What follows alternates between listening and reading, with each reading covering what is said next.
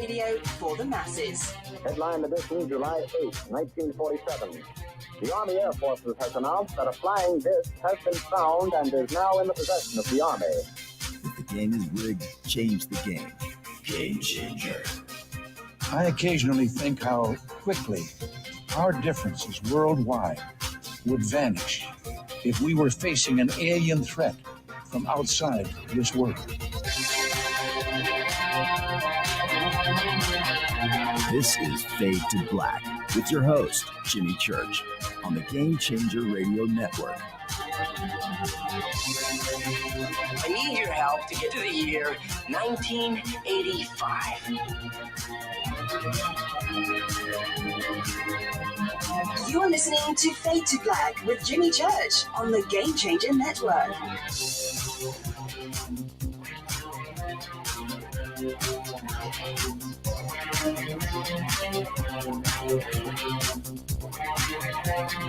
Welcome, Fade to Black. Bespoke radio for the masses.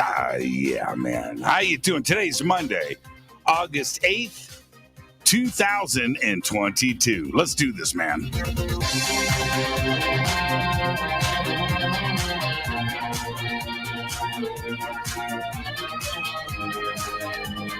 I would like to welcome everybody listening all around the world, all across the United States.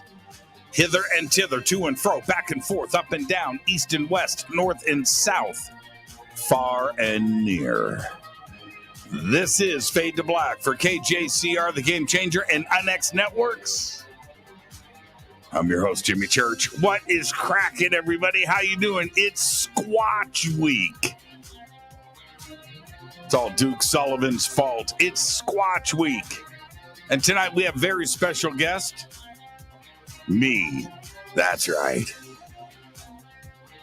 That's right. Kicking off Squatch Week on Fade to Black. I'm doing a 2.5-hour deep dive tonight into Bigfoot. Got almost 100 images and stuff to present. Tomorrow night, Duke Sullivan, right here of World Bigfoot Radio. He's joining us for night 2. That's right. And then Wednesday night, first-time guest, William Lunsford is with us for night 3. That's right. It's Squatch Week. Thursday is another Fader night.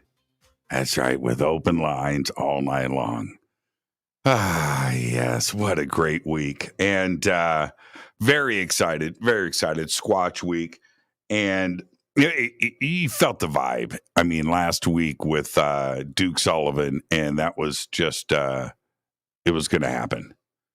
It was going to happen. All right. So you can hear there, you might hear this. There's a noise gate. I always have a noise gate on. And right now I have a fan on the far side of the studio that is normally shut off right now, but I forgot to shut it off. So you're going to have to deal with that during the show. The first segment, I'll turn it off for the second segment. And really, that's it.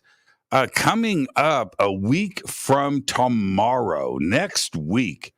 In fact, next Tuesday night, August 16th, I will be at UPARS here in Los Angeles, in Studio City. All you got to do is visit uparsla.org. The link is below. The site is updated. Everything is there. So come and hang out with us next Tuesday night. And it's going to be great. It's going to be fantastic. It's UPARS, and UPARS is back. And now... I can't say a whole lot other than a month after that, the weekend of September 16th, I'll be in Joshua Tree for a private sky watch. I've been telling you guys, if you want to go and hang out, it is a private event. It's not for the public. It's private. All you have to do is go to Forbidden Knowledge. That's with the 4, forbiddenclub.com. That's all you have to do, and mint 10 NFTs. You'll get your black card, and you can come and hang out with us. Okay, so that's coming up, and then in October, I'll be in Egypt with 80 friends and Billy Carson. That's right, that's coming up. And then between, excuse me, between all of that, and there's a couple of other things too, but between all of that, every weekend, I'm taping. I'm taping for the rest of the year.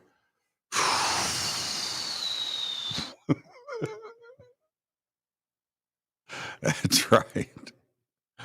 Oh, man.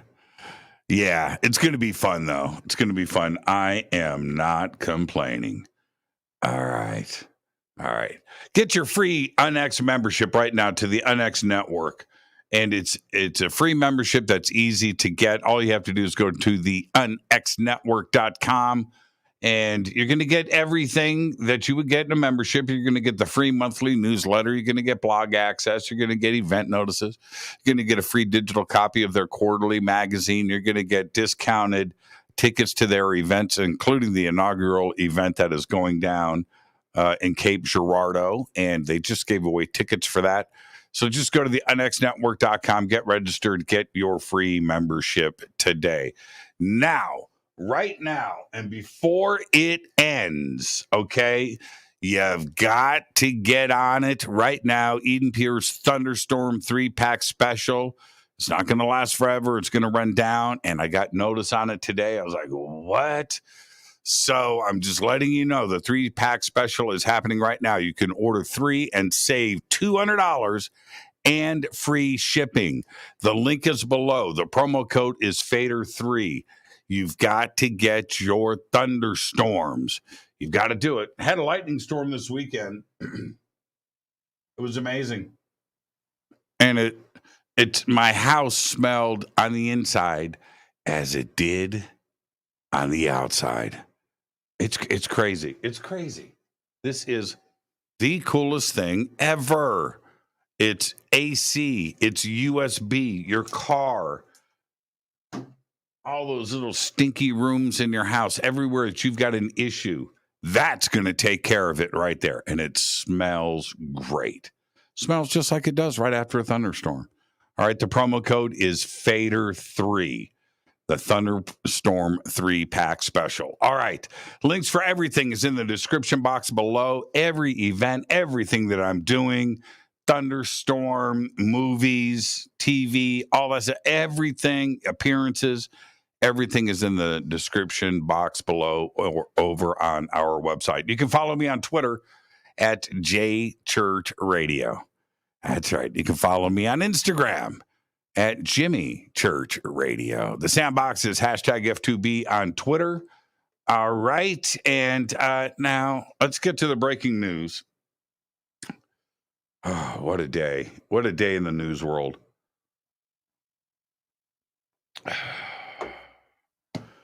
Because I'm going to start off with some very sad news. Olivia Newton-John, the Australian singer, is one of the biggest pop stars of the 70s and star of the blockbuster movie Grease, died today at her ranch here in Southern California. She was 73 years old. She had huge hits, huge, the biggest of hits, like You're the One That I Want and Summer Nights with John Travolta, her ballad Hopelessly Devoted to You, that melted the hearts of men all around the world. And, of course, my personal favorites that lit up my AM radio when I was a kid, I Honestly Love You. Have You Never Been Mellow? God, I love that song. Please, Mr. Please, right? Olivia Newton-John. Wow. 73 years old. Rest in peace. All right. Well, also, some breaking news today. They did a ceremony with this here in Hollywood. The universe's most famous space ranger, that is Buzz Lightyear, will add another notch in his popularity belt as the United States Postal Service honors the galactic hero with his own forever postage stamps this month in a special edition titled Go Beyond. There you go. You get a full sheet. It's like 20, 4 rows of 5 different stamps in in not 20 different stamps, 5 in the top, and then it repeats and staggers. But pretty cool. Good for Buzz. Man, I love that little Buzz Lightyear toy. I got that for Nicole when she was a kid, and Santa got it for her. And I love that thing. I did. Well, the French scientist that posed that chorizo, he has apologized after tweeting a photo of a slice of chorizo sausage, claiming it was an image of a distant star taken by the James Webb Space Telescope. Etienne Klein, a celebrated physicist and director at France's Alternative Energies and Atomic Energy Commission, shared the image of the Spanish sausage on Twitter last week, praising the level of detail that it provided. The text with the image on Twitter stated, and I quote, "Picture of Proxima Centauri, the nearest star to the sun, located 4.2 light years away from us. It was taken by the James Webb Space Telescope. This level of detail, a new world is unveiled every day," end quote. Well, Klein admitted later that the image was, in fact, a close-up of a slice of chorizo taken against a black background. Dude, and should have stayed with comedy. He didn't even really accept responsibility. He just should have said it was funny, and let it go, instead of, this is the problem with believing what you see on the internet. Okay, all right, get philosophical on us, dude. All right, physicists don't have a sense of humor. All right, Space Force, are you ready? Back in the news. Space Force Ken Priest just posted a gif of Olivia Newton-John, and Ken, I would expect nothing less from you. That's an awesome yippers. Olivia Newton-John. Man. I mean, well, I'm not the only one, but man, she just affected millions in such a positive way. Wow. Okay, the Space Force has conducted a demonstration using quadruped unmanned group ground vehicles, otherwise known as QUGVs. To you and I, robot dogs. For security patrols and other repetitive tasks, the demonstration used at least 2 Vision 60 QUGVs built by Ghost Robotics, and it took place at Cape Canaveral Space Force Station on July 27th and 28th. According to a statement from the Department of Defense, Space Launch Delta 45 will use the robot dogs for damage assessments and patrol to save significant man-hours. The unit is responsible for all space launch operations from Kennedy Space Center and Cape Canaveral. And they look nasty. They look like nasty robot dogs. Well, park rangers have discovered another dead body on a beach at Lake Mead as the reservoir continues to shrink. An emergency call reported the remains to rangers at 11:15 a.m. this past Saturday, August 6th, on Swim Beach. Once again, park rangers and a Las Vegas Metropolitan Police Department dive team recovered the remains, which were taken to the Clark County Medical Examiner for examination. No other word on this. That's 4 in Lake Mead. Can you imagine you're swimming on a beach, Swim Beach, Lake Mead, and there are dead bodies in the water around your kids? Man. All right, breaking news right before showtime. The FBI has executed a search warrant, did everything today at Donald Trump's Mar-a-Lago Resort in Palm Beach, Florida, as part of an investigation into the handling of presidential documents, including classified documents that may have been brought there. It is reported that at least 15 boxes of White House records were recovered from the resort, including some that were classified. There you go. Let's get this show cracking on this day in history. 1974. In an evening televised address, President Richard M. Nixon announces his intention to become the first president in American history to resign. Just before noon the next day, August 9th, Nixon officially ended his term as the 37th president of the United States. All right. Here's your fader fact. For April Fool's Day in 1998, Burger King announced the launch of the left-handed Whopper. That's right. Burger King said that the condiments of the burger will be rotated 180 degrees. Thousands of people showed up the next day asking for the lefty Whopper. And that is your fader fact. That's right. Finally, us Southpaws are getting recognition. We need to stand up. We need to fight the power. We need left-handed food, man. Burger King, stay strong. All right. I'm not a lefty.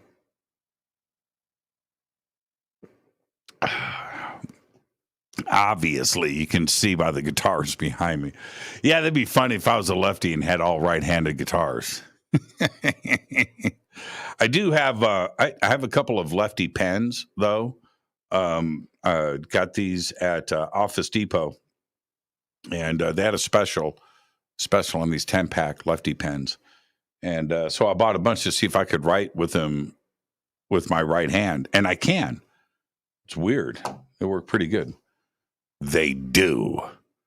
All right. River Moon Wellness, River Moon Coffee, Fade to Black Blend, best coffee in the world.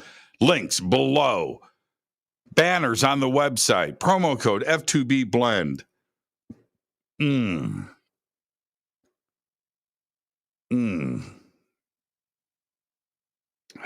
I broke my own rule.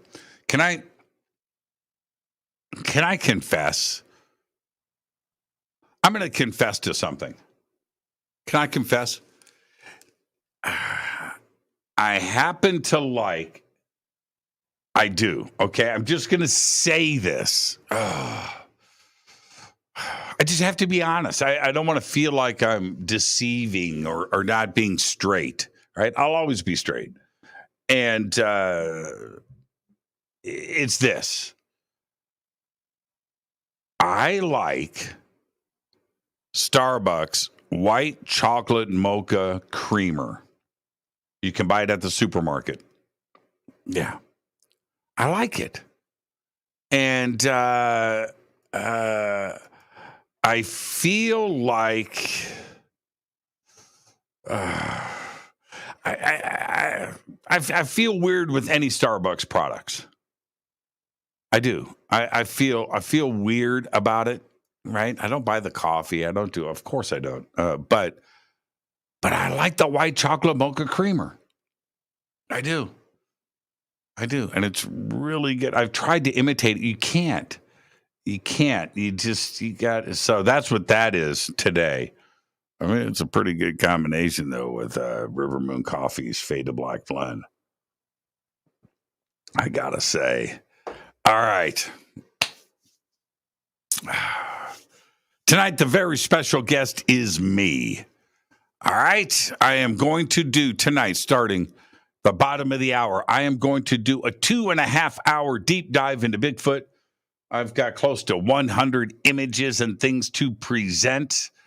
I'm so excited about this. And this is all Duke Sullivan's fault. But it's going to be pretty cool tonight. I'm really going to enjoy showing you everything, and again, and especially with a subject like Bigfoot, just scratching the surface. I've lined up a 2.5-hour presentation, and I'm like, but I couldn't. There's just not enough time. and organizing and looking through and editing 75, 80, 90 images. It's a crazy amount of information. And I just scratched the surface. So enjoy this tonight. It's going to be a lot of fun. Tomorrow night, right here, it is Duke Sullivan of World Bigfoot Radio for night 2 of Squatch Week. And then Thursday night, first-time guest, William Lunsford is with us for night 3. Thursday is another Fader night with open lines all night long. All right. River Moon Wellness. All right. I saw this couple. I forget what it was. Marriage counseling. And it was in a movie or TV series or something last week. And so they're sitting there, older couple.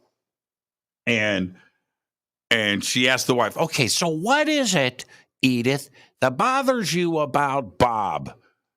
She goes, every time he takes a sip of coffee, he goes, ah. I about fell off the couch. Oh, man. It was so funny. I was just like self-conscious. After I got the laughter done, I was like, really? Does it bother people? Like I care. All right. Left-handed and proud of it. Is that you, Cassandra? You left-handed? Or is that Madeline? Madeline's a lefty. You're a southpaw? Madeline? What do you do with a mouse? What do you do with a mouse? Do you mouse with your left hand and then are you right? Wow. But I guess it doesn't matter. It's right. Right? Somebody help me out with that. What do lefties do? Okay. Yeah. How do you imitate that burnt rubber taste? All the same to me. Big biscuits for Bigfoot. Let me tell you, Ken left me, I think like a dozen biscuits. And Ken, I froze them. And I've been pulling one out a day. And your biscuits, my friend, are the best biscuits in the history of the world. Just letting you know. Just letting you know, my brother. Just letting you know. Okay, where am I at? I'm out of time. On Saturday night, I saw what may be the most incredible sighting ever. Well, next to the beer can. Except for the beer can was daylight, and that was extra. That was the best UFO sighting in the history of the world. Nobody has had a better UFO sighting than that. It hasn't happened yet.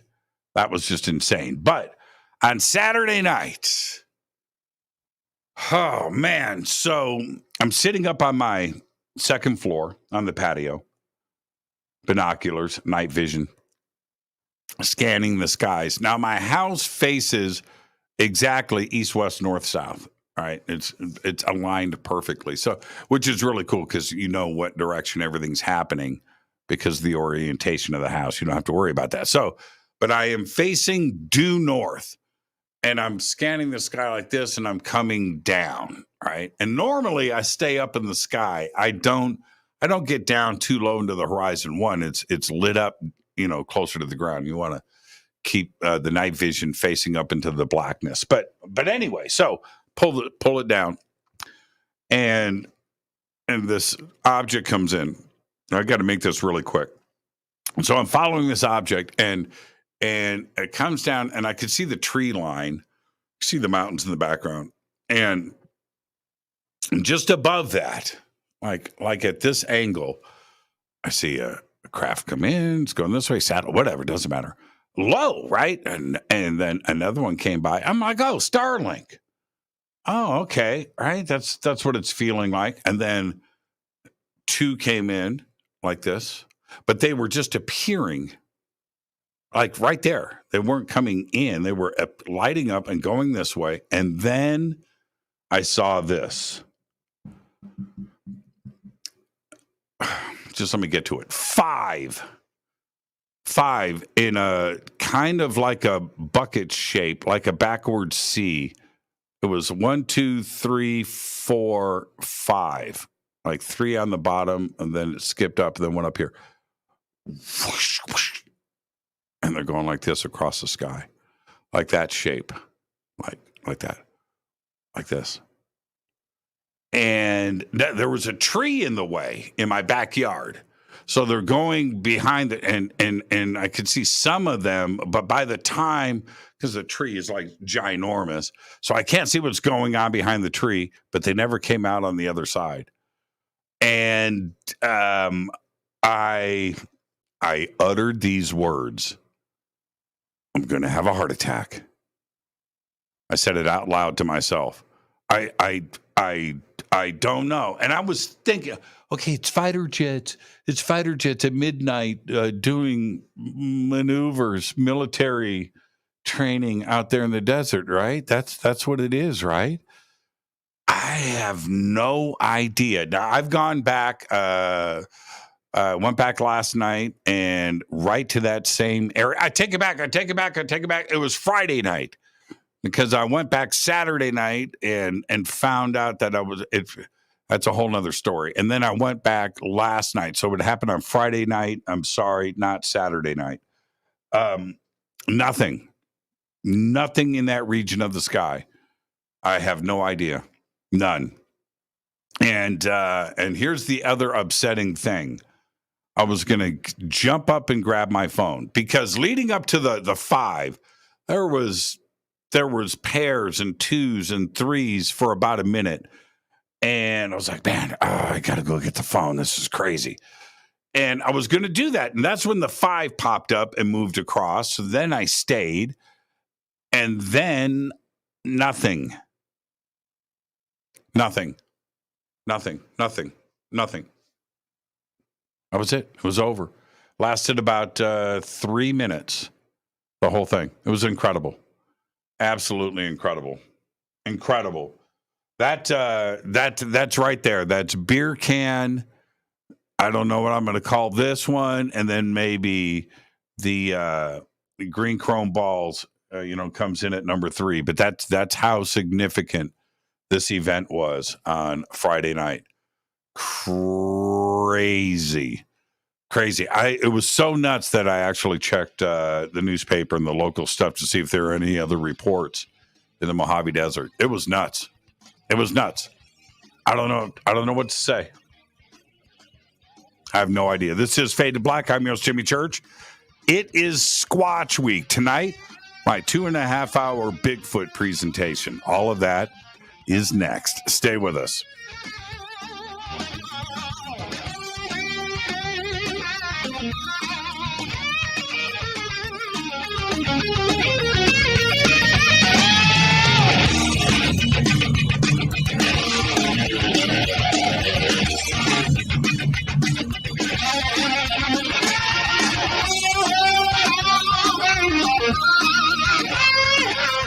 This is Nicole Church, daughter of you-know-who, and you're listening to Fade to Black on JimmyChurchRadio.com and the Game Changer Network. You're listening to Jimmy Church and Fade to Black on the X.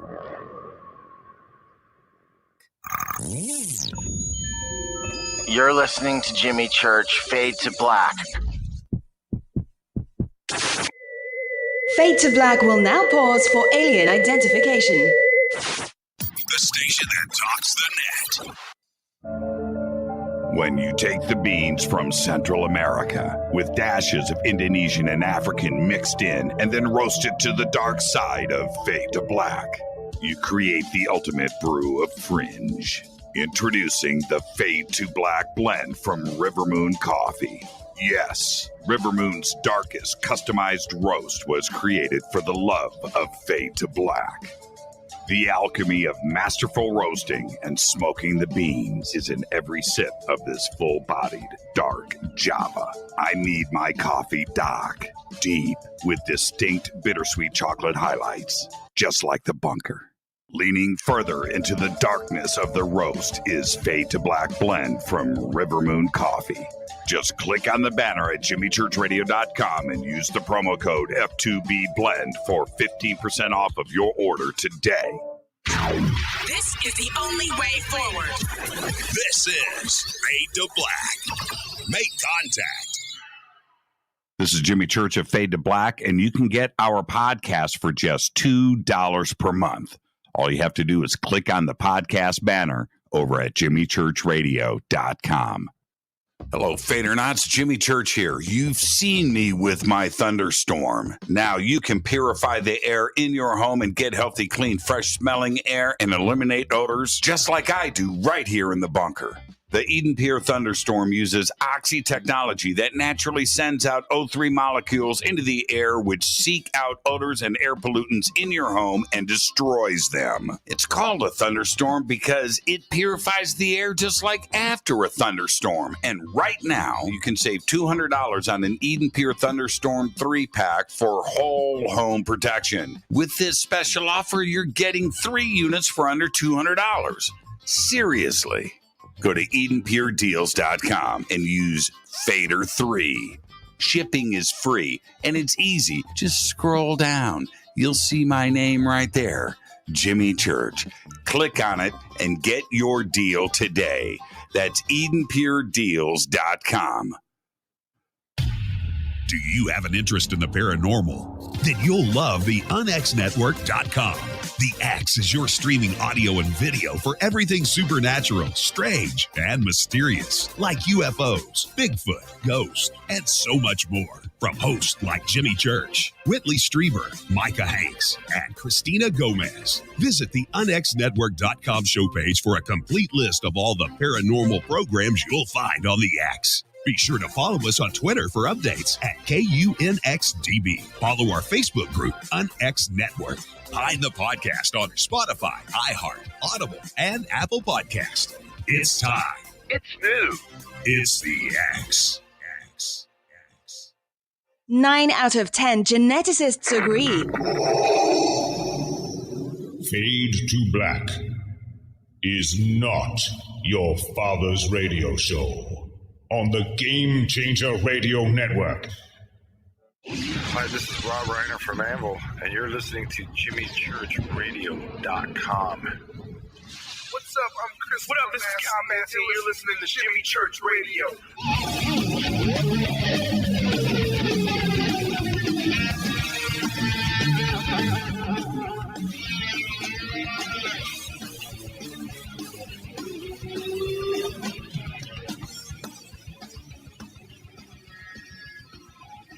Welcome back, Fade to Black. I am your host, Jimmy Church. Tonight's kicking off Squatch Week on Fade to Black.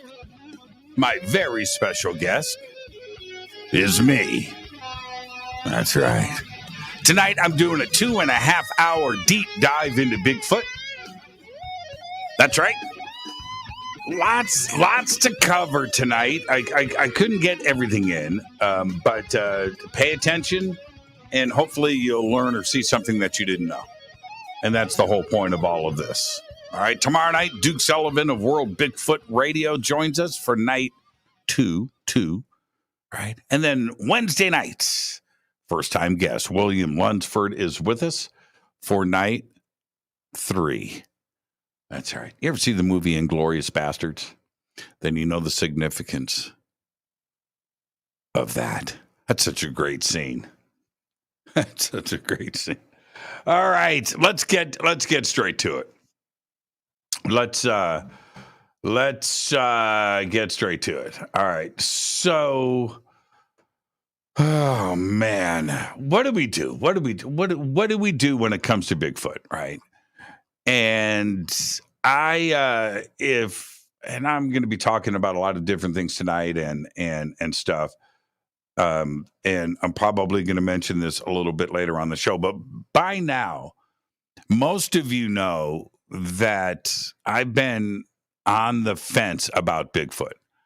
All right. I've had, now I love the subject, But what I mean is, when I say on the fence, I really don't know. Is it physical? Is this biological? Is it an undiscovered species that is wandering around? Or is it something else? Right? Is it interdimensional, interplanetary, interstellar? Right? I don't know. Are Bigfoot ghosts of Neanderthals? I don't know. I doubt it. They're the ghost of Neanderthals. Maybe. Why don't we see ghosts of Neanderthals? Why is it always Civil War?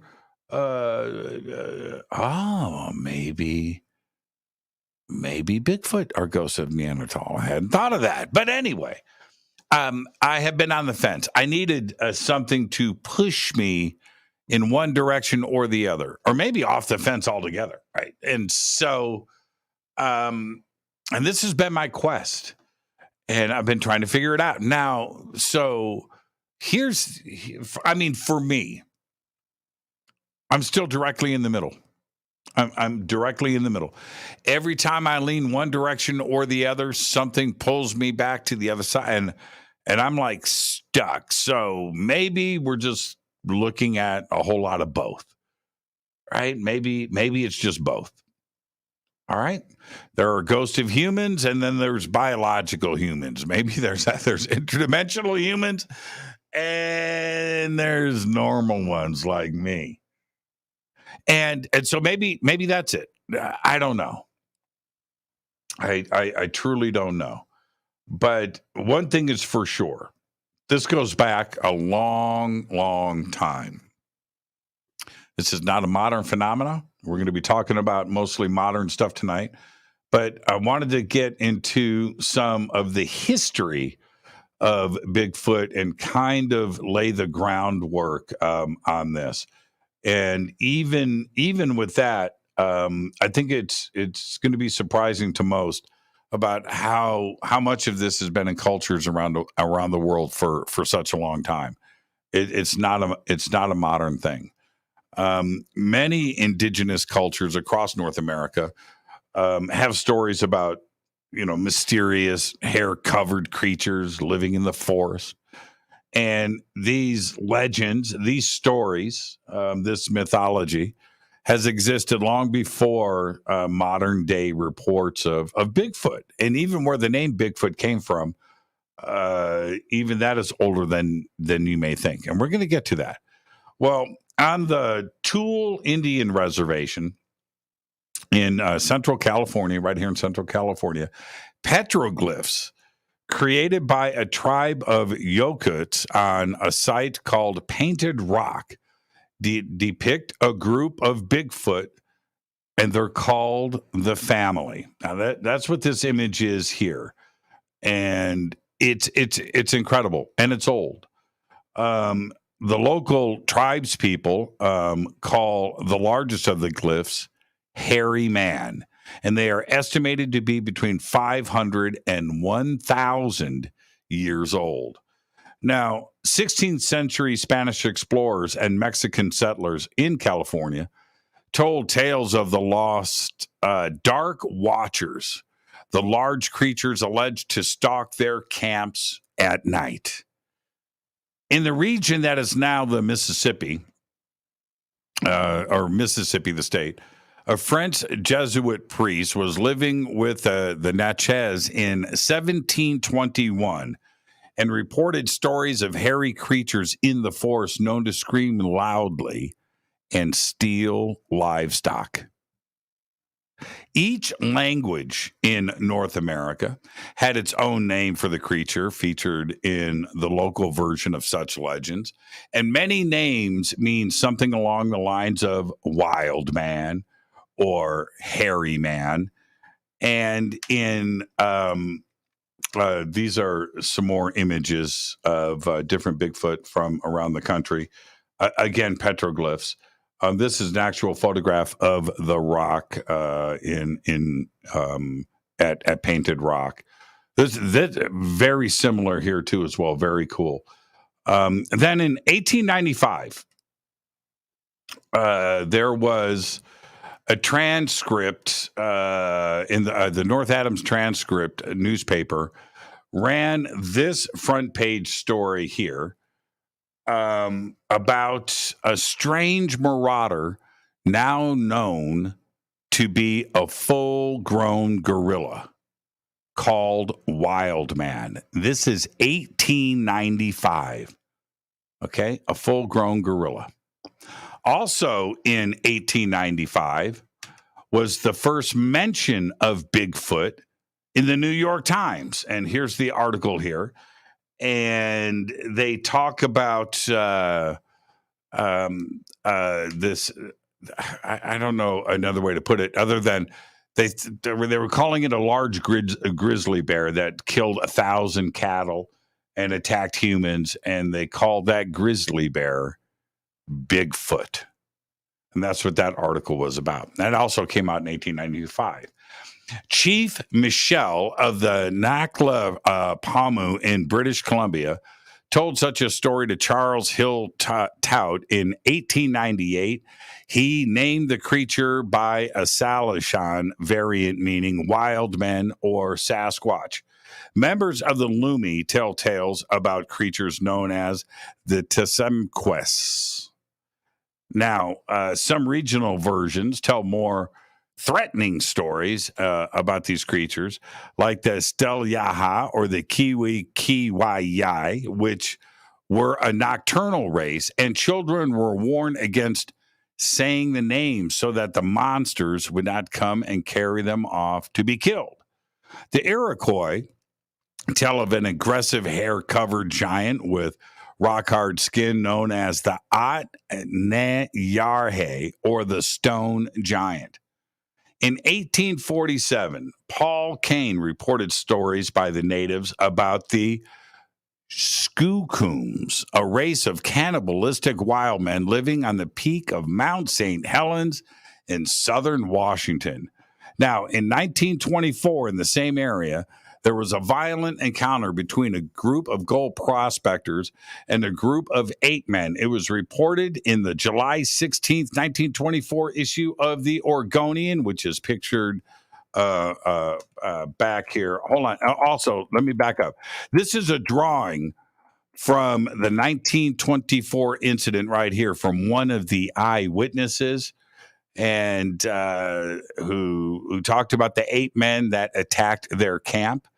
It's a pretty incredible story, and again documented in the newspapers.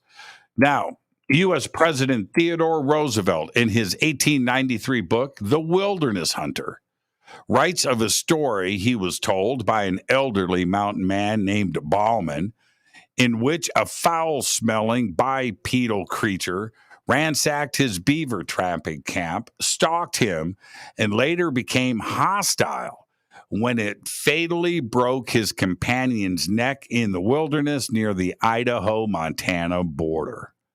That was United States President Theodore Roosevelt. I read the quotes from his journal. Now, less menacing versions have also been recorded, such as one by Reverend Elkanah Walker from 1840. Walker was a Protestant missionary who recorded stories of giants among the natives living near Spokane, Washington. These giants were said to live on and around the peaks of the nearby mountains, stealing salmon from the fishermen's nets. Now, where did the name Bigfoot come from? All right, now I didn't go through, and I just didn't have the time to do all of this tonight. But to list every Bigfoot Indian here in North America, okay, everybody had the name Bigfoot. There's a lot of them, a lot of chief Bigfoots. And I just showed you newspaper reports with Bigfoot in it. But here is this. This is the strange story from 1958. Jerry Crew, a logging company bulldozer operator in Humboldt County, California, discovered a set of large 16-inch human-like footprints sunk deep within the mud in the Six Rivers National Forest. Upon informing his coworkers, many claim to have seen similar tracks on previous job sites as well. And a lot of them were telling of incidents that were happening in different sightings. And one of them was an oil drum weighing 450 pounds that was moved without explanation. Now, the logging company men soon began utilizing the term Bigfoot. Crew, who initially believed someone was playing a prank on them, once again observed more of these numerous massive footprints and contacted reporter Andrew Genzoli of the Humboldt Times-Standard newspaper, which is what you see right here. Genzoli interviewed lumber workers and wrote articles about the mysterious footprints, introducing the name Bigfoot in relation to the tracks and the local tales of large, hairy, wild men. A plaster cast was made of the footprints, and crew appeared holding one of the casts on the front page of the newspaper on October 6th, 1958. The story spread rapidly as Genzoli began to receive correspondence from major media outlets, including the New York and Los Angeles Times. As a result, the term Bigfoot became the name of an unknown creature leaving massive footprints in Northern California. So that is the genesis of the story. This is one of the many front page articles that Genzoli had put out, and that pretty much was it. Bigfoot was off to the races. And I'm going to be talking about this much more in the presentation tonight about the locations and things of sightings. But Northern California is Bigfoot country. Now, we can talk about, of course, Oregon. We can talk about, because this was very close to the Oregon border, by the way. Mount Shasta is just to the east, and then to the west, well, there's the Pacific Ocean. And Bluff Creek, site of the famous Patterson Gimlin film, which I'll be discussing next, is also in this general area. But this is Northern California. And I've talked about this many times. You can go up there and pull into any gas station, any supermarket. Man, I was at a Ace Hardware store. Ace Hardware, right? I was buying hardware. Right there by the cash register. Rack of Bigfoot t-shirts. Right there. I bought a couple. I'm wearing one now, right? Bought a couple Bigfoot keychains at the Ace Hardware store. No UFO t-shirts. No alien t-shirts. No UAP t-shirts. But lots of Bigfoot. And that is what this part of the country is all about. Everybody up there has got a Bigfoot story. Now, the further north you go, like in Canada, it's Sasquatch that is widely used. Depending on where you go, Sasquatch and Bigfoot are interchangeable. I have tried to find differences between what we call Bigfoot down here in the United States and what is up in the Pacific Northwest and heading into British Columbia and in that area. No differences between Sasquatch and Bigfoot that I can find. They are one and the same, and the terms, to me, are interchangeable. So that answers that question. But across the United States, I wanted to jump. No, okay. No, I'm not going to do that. I was going to jump ahead. All right. So Canada and Sasquatch. Across the United States, names include the Skunk Ape in Florida. All right. Now, there you go. That's the Floridian newspaper. And there you go, sniffing out Skunk Ape. And you could see the illustration there. That's in Florida. And other southern states, too, as well. You have the folk monster. You have the Grassman in Ohio. You have one of my favorites. You've got the wood booger. That's right. The wood booger in Virginia. And there is the wood booger, not wood burger, wood booger, right? I'm just going to leave that right there. There's just too many things that you can say to that. But it's the wood booger in Virginia. You have the Beast of Whitehall in Whitehall, New York, right? You've got one of my favorites. You've got Momo in Missouri. You've got the Honey Island Swamp Monster in Louisiana. Yeah. But you didn't know that there is the Dewey Lake Monster in Michigan. You've got the Mogollon in the Mogollon Rim in Arizona. This is a tourism sign, by the way. That's right. Up on the rim. They have that run up there, right? The Mogollon 100. Yeah, that's like a real thing.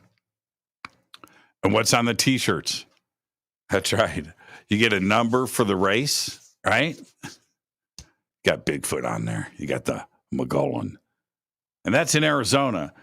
And then you have the Big Muddy Monster in Illinois. Now, what was interesting and there's many more. They have become so popular and part of the local cultures across the country that I found it fascinating in doing research over the years to see how the local communities embrace Bigfoot, embrace these creatures, and bring it into the local economy. And they have a beer fest, they have festivals, music festivals, athletic events. They have fun. They have things that bring the community together. And it's not just one; it's many. They have film festivals and so many local documentaries for each one of these monsters' names that I've just listed today. There is a documentary that is tied with that local monster. There are books that are being written about these local monsters. So it's not just Bigfoot. It's Boggy Creek, right? It's something that has embraced the country. Now, the sightings and where things are predominantly, it goes down in Northern California, Oregon, and the Pacific Northwest. It's about half of the sightings each year, and I'll break down the numbers in a little bit. And then we have maybe 10% goes down in the Southeast, and another 10% of those numbers in the Northeast, and then spread out the remaining 30% around the country and the Great Lakes region.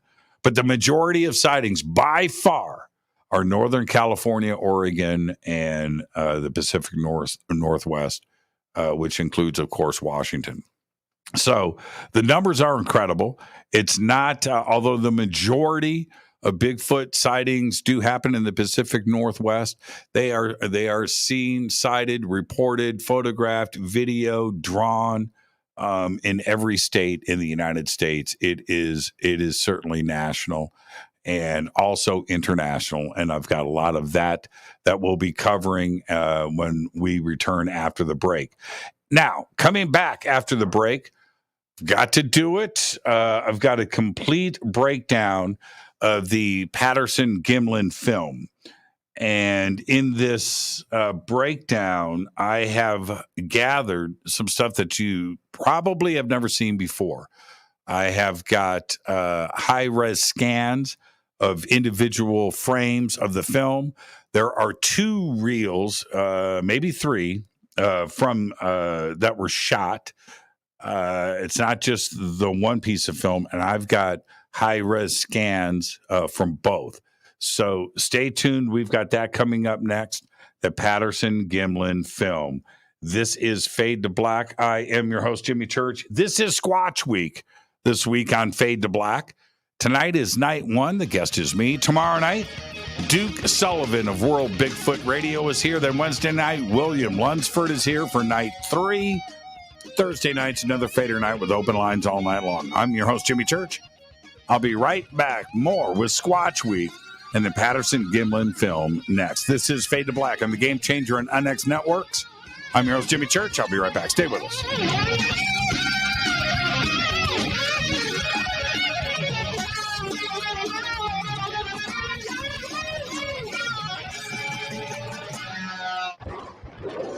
This is Fade to Black with Jimmy Church on the Game Changer Radio Network. Your 1 million gigawatt paranormal powerhouse, KUNX DB, the X. Hello, Fadernauts. Jimmy Church here. You've seen me with my thunderstorm. Now you can purify the air in your home and get healthy, clean, fresh-smelling air and eliminate odors just like I do right here in the bunker. The Eden Pier Thunderstorm uses oxy technology that naturally sends out O3 molecules into the air, which seek out odors and air pollutants in your home and destroys them. It's called a thunderstorm because it purifies the air just like after a thunderstorm. And right now, you can save $200 on an Eden Pier Thunderstorm 3-pack for whole home protection. With this special offer, you're getting 3 units for under $200.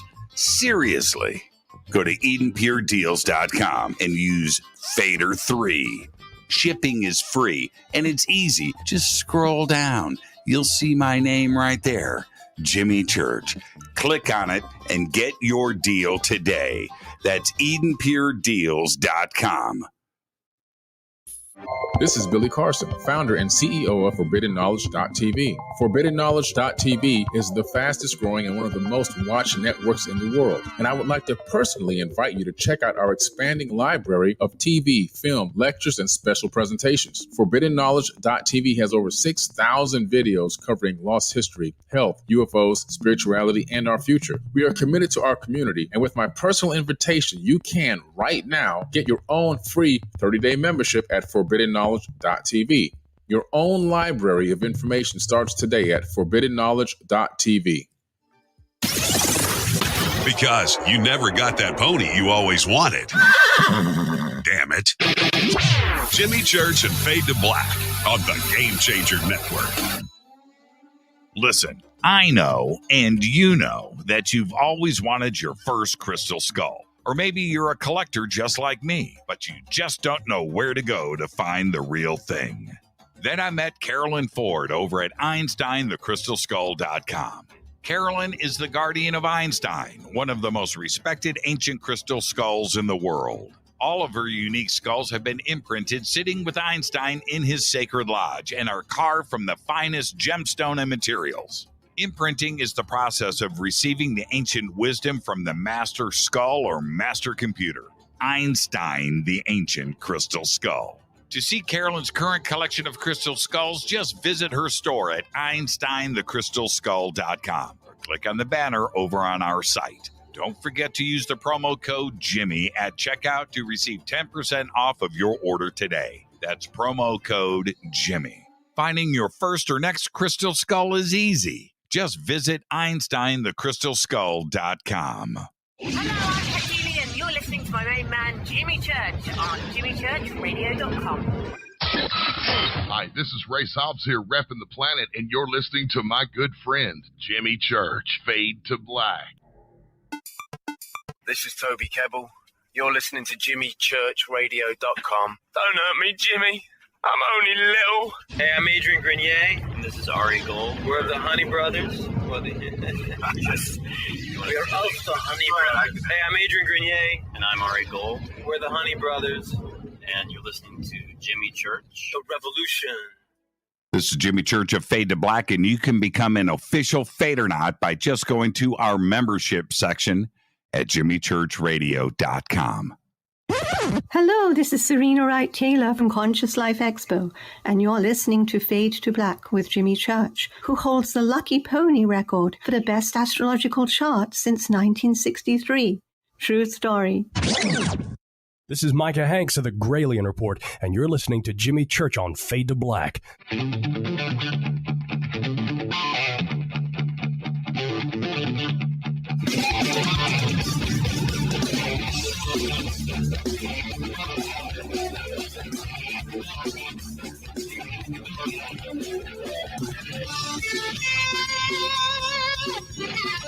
Welcome back, Fade to Black. It's Squatch Week here on Fade to Black. Tonight, the guest is me. I'm doing a 2.5-hour presentation on Bigfoot.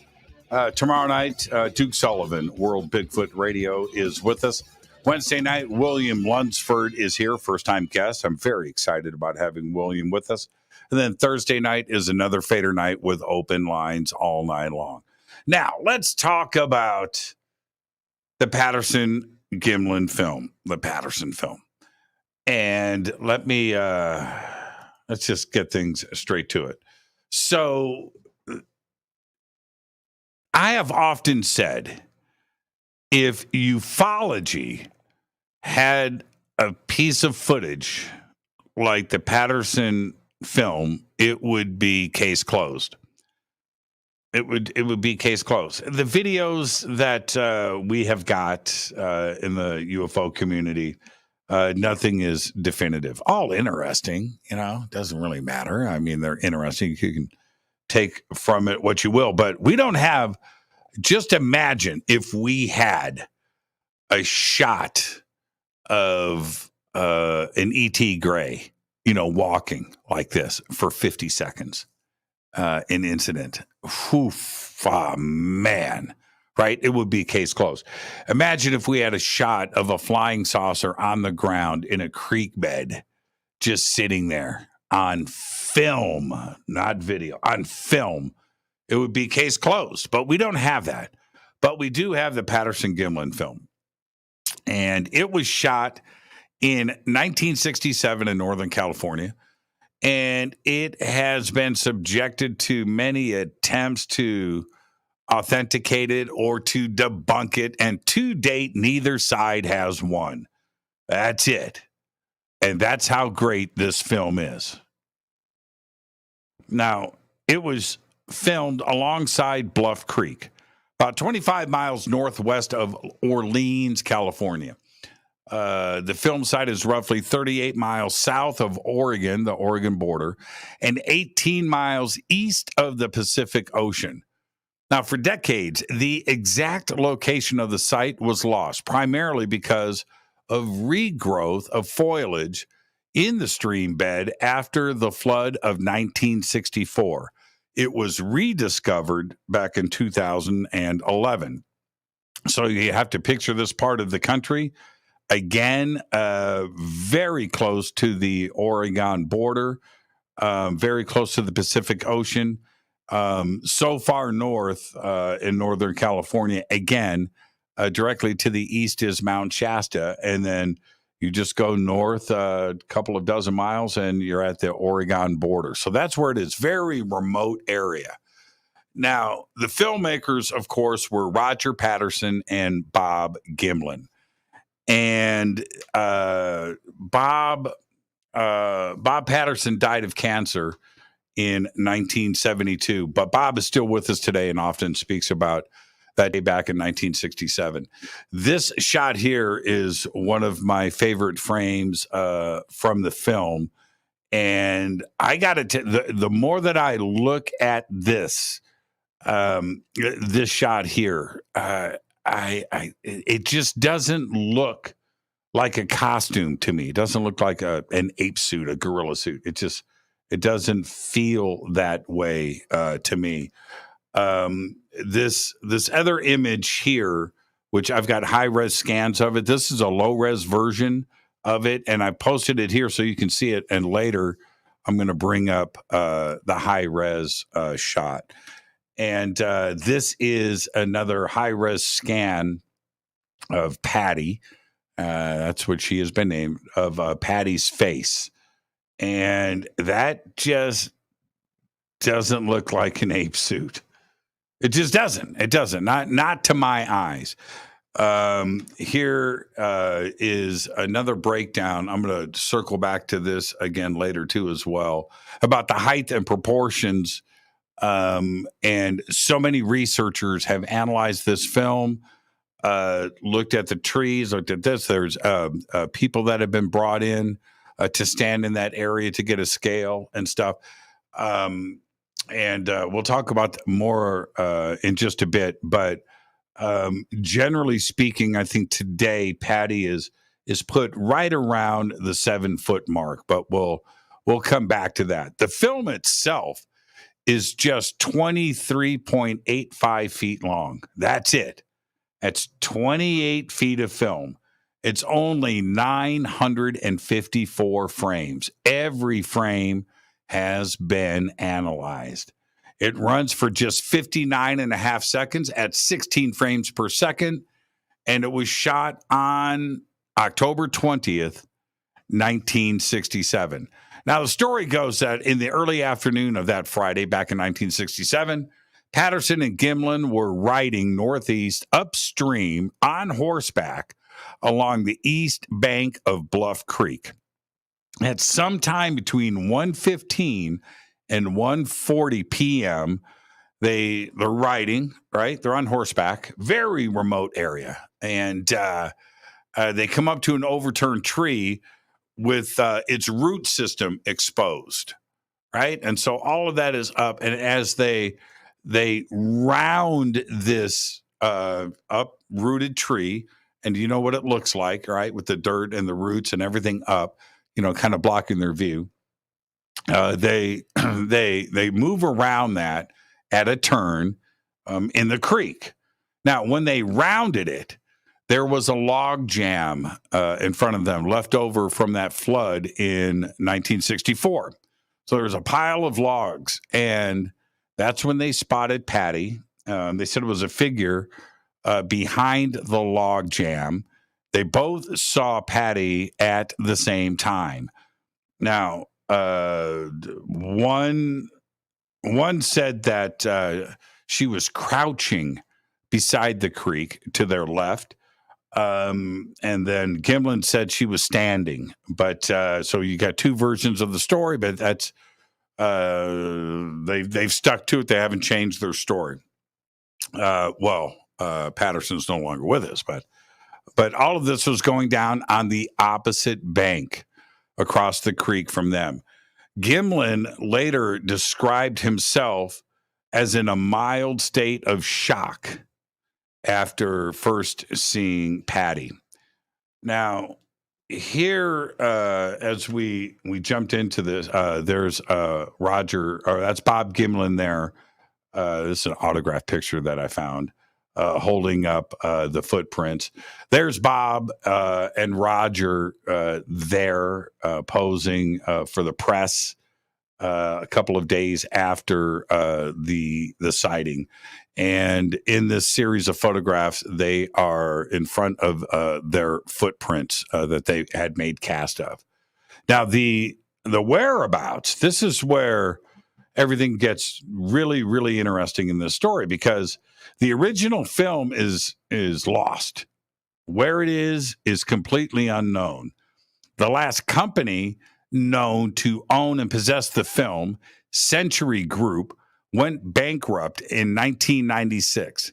The company's films were in storage here in Los Angeles, but a search failed to turn up the Patterson footage. It was last seen physically by researchers Renee Dahinden and Bruce Bonney in 1980, when Renee convinced the Film Vault in Southern California holding it to release it to him. He made cyberchrome images from it. Sometime between then and 1996, the film went missing from its numbered location in the vault, still missing to this day. The film itself will enter the public domain on January 1st, 2063, when all works published in 1967 enter the public domain in the United States. Now, here's the thing. Somebody's got that footage. There are 2 reels of film, possibly a third. Somebody got it. Somebody went in and grabbed it. Now, the cyberchrome scans were made in 1980. And again, in a film vault here in Southern California, there are a few people that may have had it, have had access to it. There are a couple of attorneys that may have had access to it. It's really interesting that nobody has come forward with the original films. Now, there are two direct copies of the film that were made of the original print. So that's what exists today. So most of the stuff, the high-res scans that were and the imaging that was done back in 1980, the high-res scans that I'm showing you today were done from those cyberchrome prints that were made back in 1980. So that's it. Everything that you see with the Patterson film today is second, third, fourth, and fifth generation at best. So always remember that when you're looking at those images. But I was able to get to a large series of those high-res scans from the original 2 reels of film that you've probably never seen before. And they're all very, very interesting. Now, of course, we got to go with this one first. This is, and you need to look at the detail now. This is a high-res scan of Patty looking at the camera. Stunning detail. The color is amazing. And when you look at the trees and you look at the background, you look at everything, this isn't a grainy image. This is a high-res shot of that single frame. You can see the frame marks here from the side of the film. Absolutely incredible. Absolutely incredible. But let's go to this next image. This is a second scan of the same frame. High-res. Okay, this is different than anything else you have seen before. This is a pure high-res scan enlargement of that same single frame of film. And I mean, to me, to see something like this with not fuzzy, not questioning what you're looking at, that's incredible. Now, there's so much has been made of the physique of Patty. The more that, and I watched the Gimlin film over the weekend, the Patterson film over the weekend, dozens of times. And I have to say, for me, it's the gait and walk are different than humans. That's number one. Number two, it's a very large creature, person, whatever it is. It's big. But it's the arms. It's the arms, to me, the proportion, and there's been a lot of measurements and done. A lot of measurements and analysis done from the original frames that say that, yes, the arms aren't the correct proportion as compared to a human. But it's the way that the arms move and swing. It's, and then, of course, there are the breasts. And when you look at the high-res frames that I have here that you're seeing, and you look at the physique of that, I'm not so sure that if this was faked and hoaxed, that Roger Patterson and Bob Gimlin, why would you do a female Sasquatch? Now, it's not. What I'm saying is, would you, sitting around with your buddy and you're going to hoax this? And I don't think if it was hoax, I'm not sure that Bob Gimlin would have been involved. This would have been Roger trying to pull this off. But I still don't believe that to be the case. But why would you go and spend money and have a costume made of a female? Because how would you know what that looked like? And that's my point. and it looks authentic to me. And in this high res image, you can see that. Now, this next image, now most of these haven't been seen before. This next image, these next 3 images are of scans of the footprints next to the creek bed. Now, after the sighting, they went back to town. Law enforcement, they were trying to contact people. They were trying to they also had this film that was just shot. They needed to get this processed and get this down to Los Angeles somehow and out of Northern California. Everybody was excited. Then it started raining and a big storm rolled in. So when they went back to the creek bed, some of the footprints were washed away. Some were not. This is shot number 1 of one of the footprints. Okay. Now they went back, they got their plaster of Paris material to pour into the footprints to make the cast.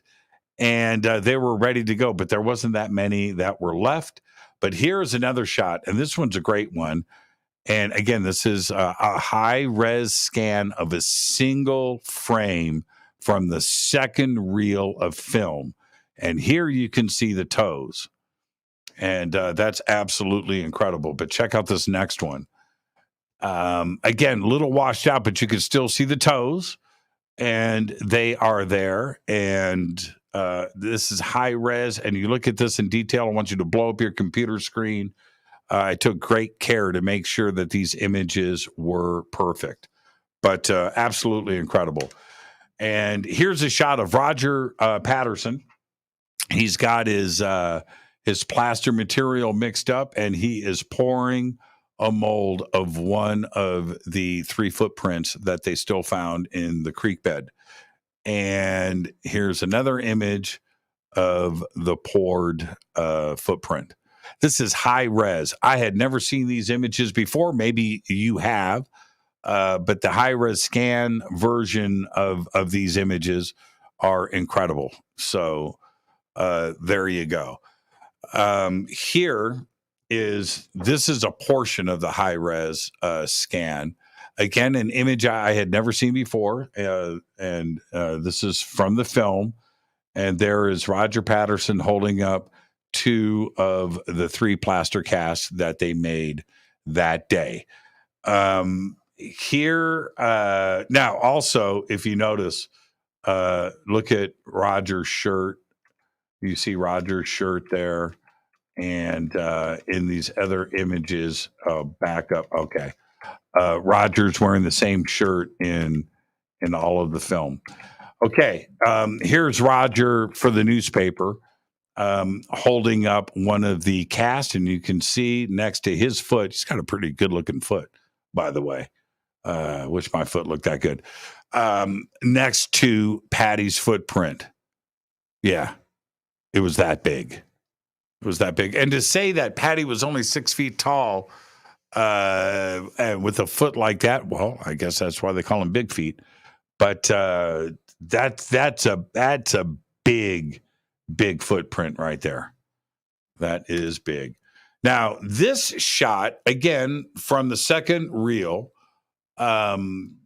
is one of their friends goes out into the creek bed and stands there with a measuring stick and is standing. But here's the thing.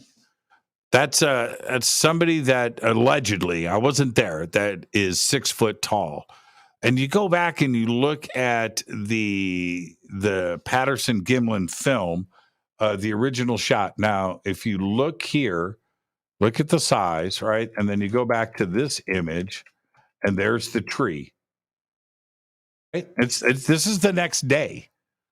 So I don't know, man. I'm thinking 7 foot, maybe a little taller, but you can see the tree in the foreground and also the trees in the background.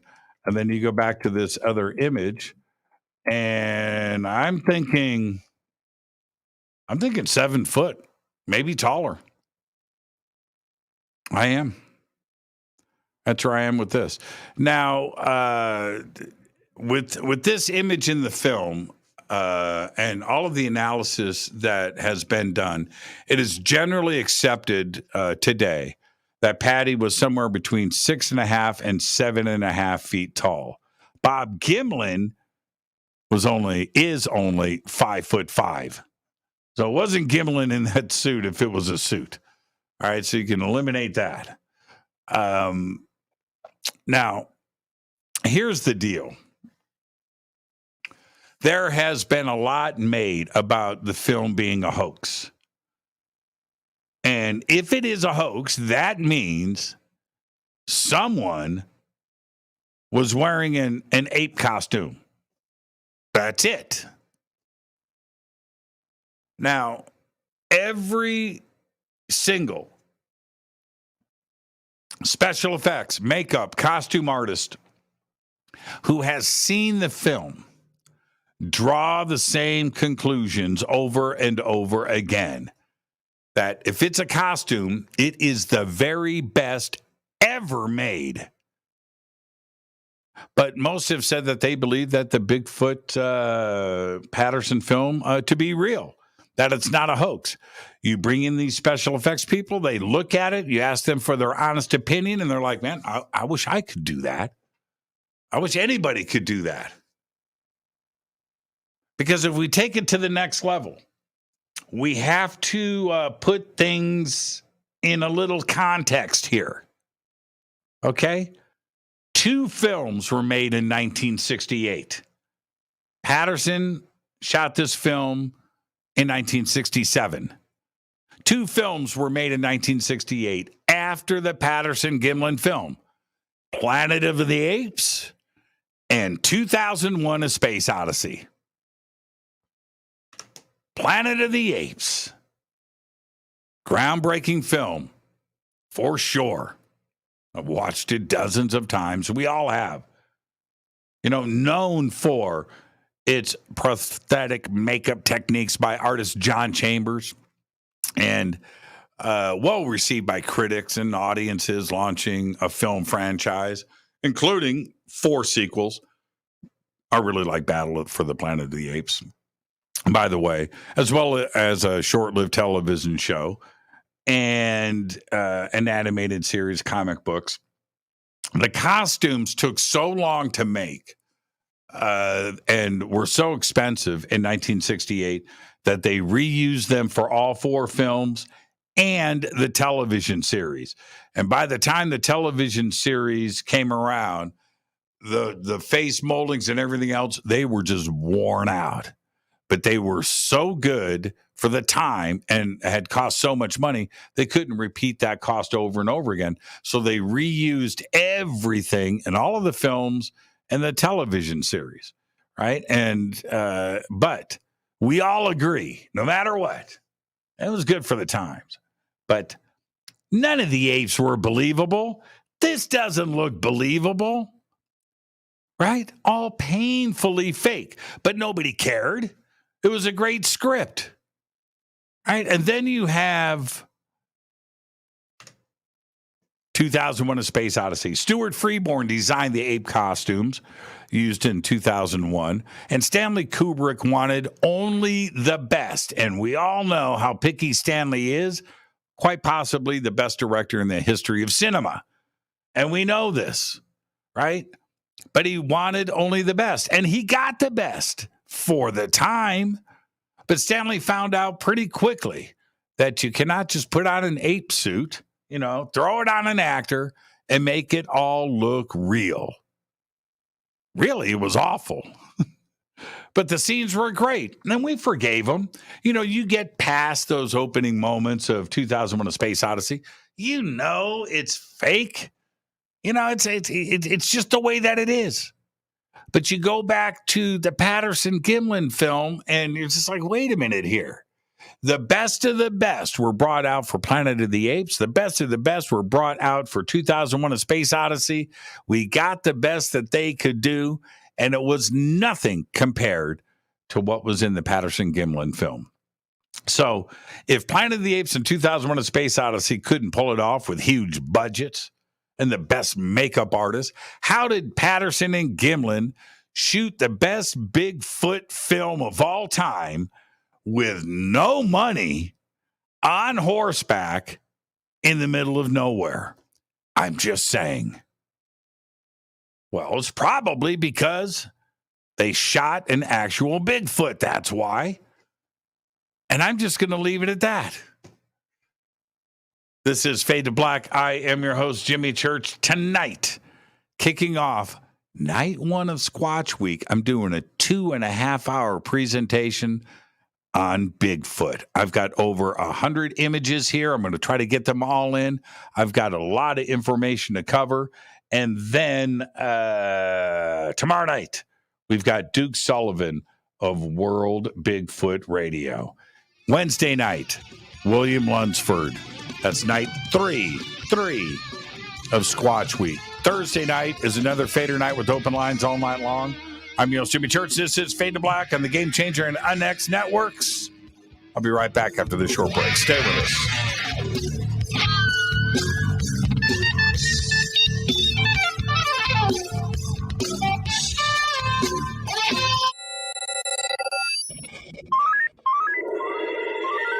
Way out here, we listen to Jimmy Church.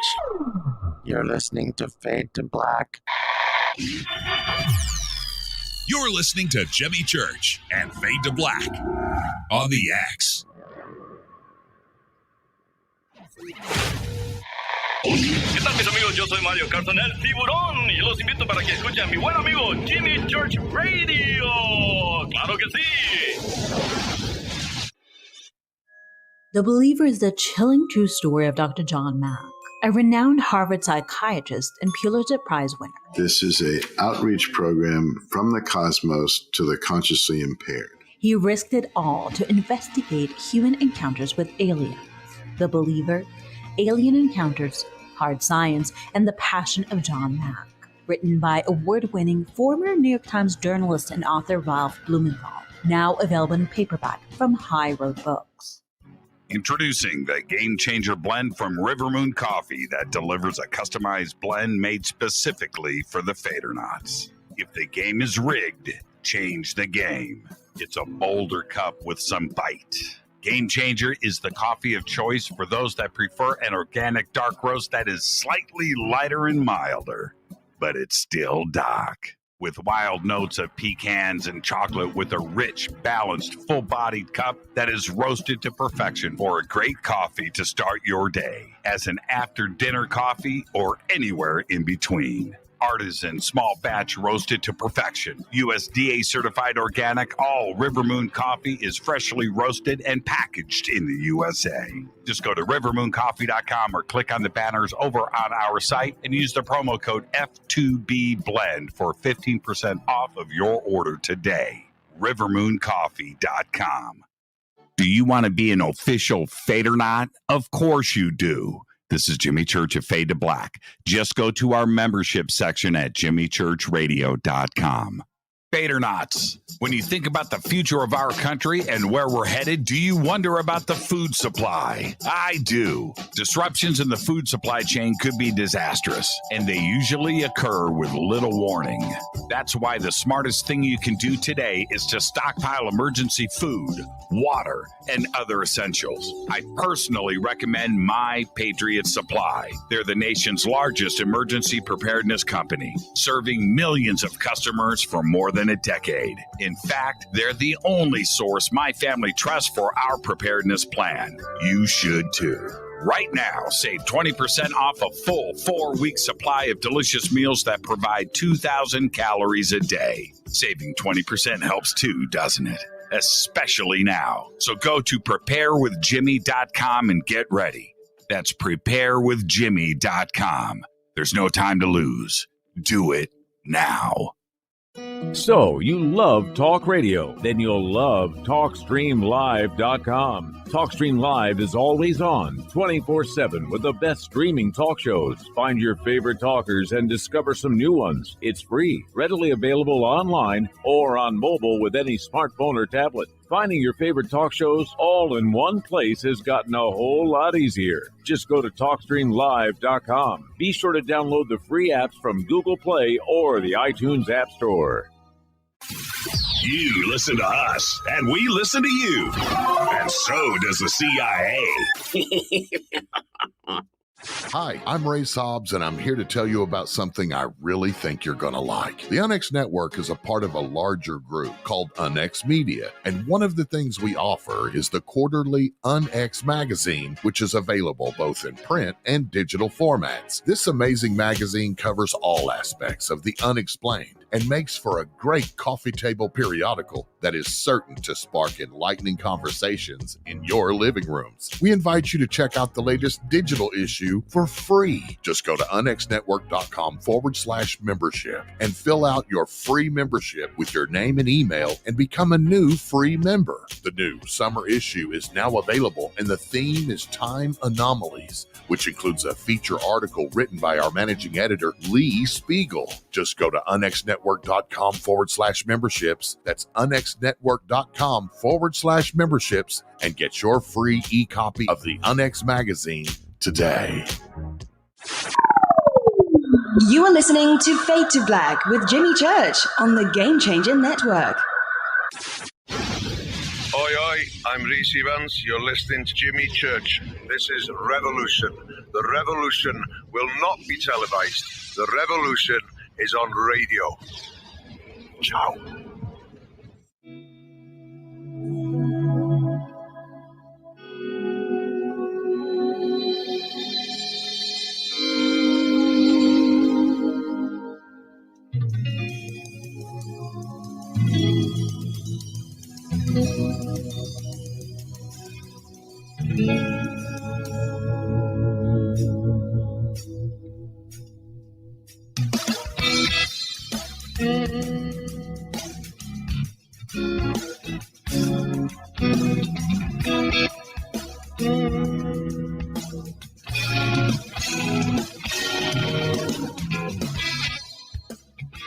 Welcome back. Fade to Black. I am your host, Jimmy Church. Tonight, 2.5 hour presentation on Bigfoot. Kicking off Squatch Week here on Fade to Black. Very excited. Tomorrow night, Duke Sullivan.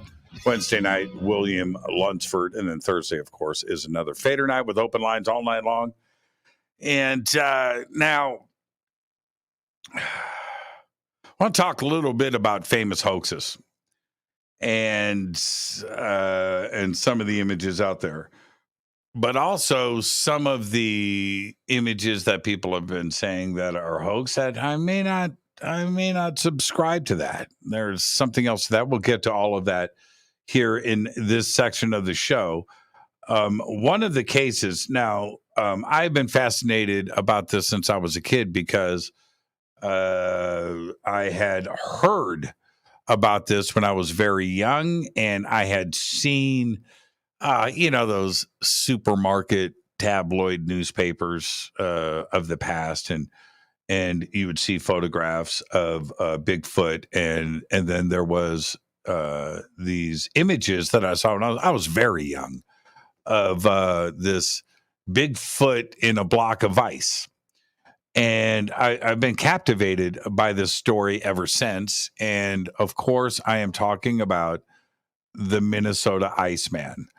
Now, in this image here, there are quite a few images on the net, but getting high res and getting color and getting correct ones. That's what I'm showing here.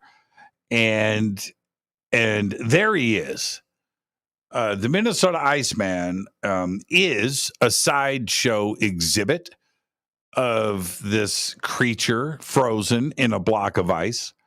It was displayed at shopping malls, state fairs, carnivals all around the United States and Canada in the 1960s and early 1970s, and promoted as the missing link.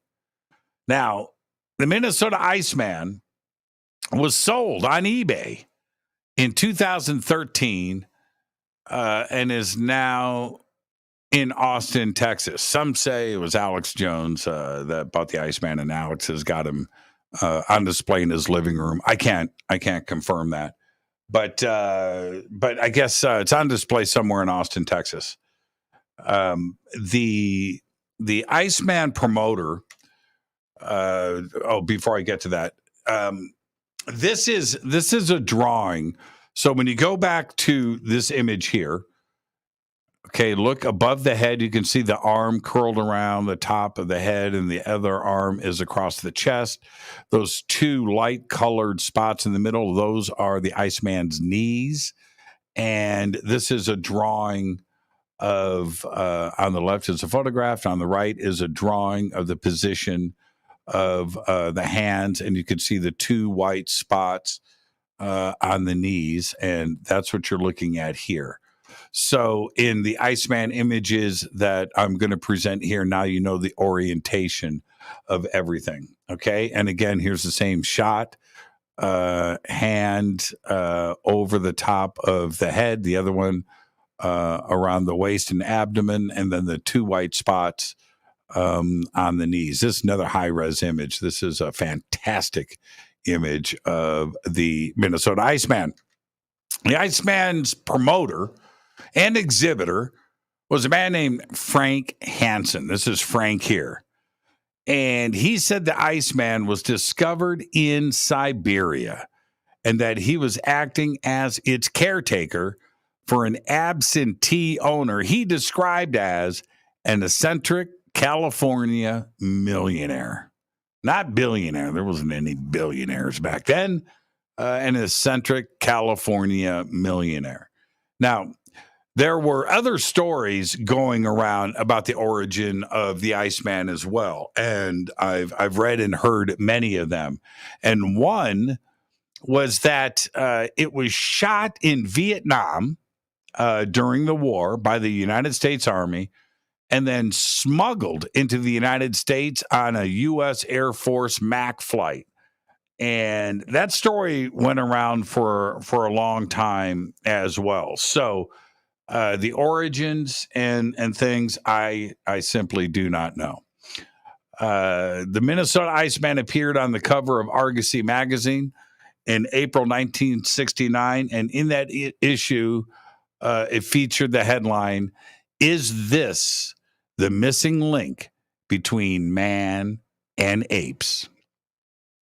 Now, primatologist John Napier was brought in to investigate for the Smithsonian Institution. Hansen suddenly withdrew the Minnesota Iceman from public inspection after this, saying it was on the orders from its California-based owner. Napier, with the Smithsonian, made preliminary investigations and said that Hansen had commissioned the creation of the Iceman from a West Coast company in 1967. So after this, Hansen had a second, he said, a second body, and started displaying that. And upon investigation, Napier and the Smithsonian came to the conclusion that it was the same, not a second one, but it was the same latex dummy that Hansen had made by this company in California. And so that was withdrawn from display. We don't know which version was sold on eBay back in 2013. Now, here's the deal. Sightings have gone on all around the world. And according to Live Science, there have been over 10,000 reported Bigfoot sightings in the continental United States. About 1/3 of all claims of Bigfoot sightings are located in the Pacific Northwest, with the remaining reports spread throughout the rest of North America. Sightings mostly occur in the Northwest in Washington, Oregon, Northern California, and British Columbia. Now, with these sightings that get reported, we get these hoaxed images. And now this one, I think it's hard to chase this stuff down. I think this was shot in Ohio. I could be wrong. There's a lot of Bigfoot experts that are watching this presentation tonight, and they know about these images and how they've been presented. I was pretty excited about this when I first saw it. I think it was about a year, maybe 2 years ago when this one surfaced from a video, and pretty good, but it turned out that I guess that was a hoax, but it was pretty convincing to me at the time. This was shot, this was a video, and you can see these large animals in the foreground and this Bigfoot walking around in the background. And I guess, again, I'm not part of the team that debunks this stuff, but apparently it was revealed that this was a hoax, and it was a fantastic piece of footage. I really enjoyed it when it came out. This image here from a trail cam made the rounds. And I guess some professionals announced that this was a juvenile black bear with long legs.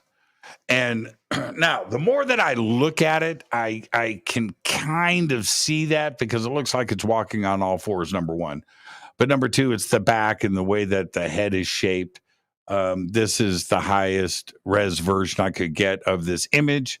You can go out and find this on the net too as well and draw your own conclusions. But certainly when you first look at it, it looks like Bigfoot, and just one of those images. Now, it's not that it was hoaxed, but many thought it was Bigfoot. But I guess possibly it turned out to be a juvenile black bear. Now, can't do a show without talking about Todd Standing. And this image here, we've all seen many, many times. And I don't know. I don't know. It's too good, right? But there's another part of this for me when we say that it's too good. Everybody has picked this apart and said that it was hoax and that Todd faked it. It looks real to me. It just does. And Todd Standing's images are too good, including this next one. Now, when this image first hit, I looked at that and went, no. Right? No. I'm not going there. And I thought to myself at that time, want to keep my personal opinions out of this, but let me tell you how opinions can change. I looked at this and went, that is the fakest thing I've ever seen. And then I just kind of went back and looked at it again. And I looked at it again. Right? And then I enlarged it. And then I looked at others' enlargements. And I want you to take a look at this.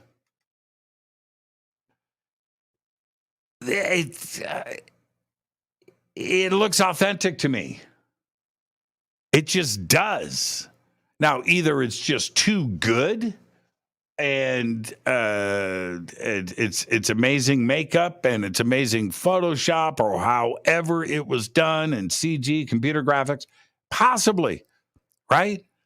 But if it's just an image, that looks real to me. It just does. And it's the ridges on the nose. And if you look deep in the eyes here as well, the eyes are just crazy. It's the way that the fur is on the face, and of course the lips.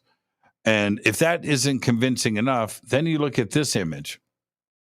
And I don't know. It's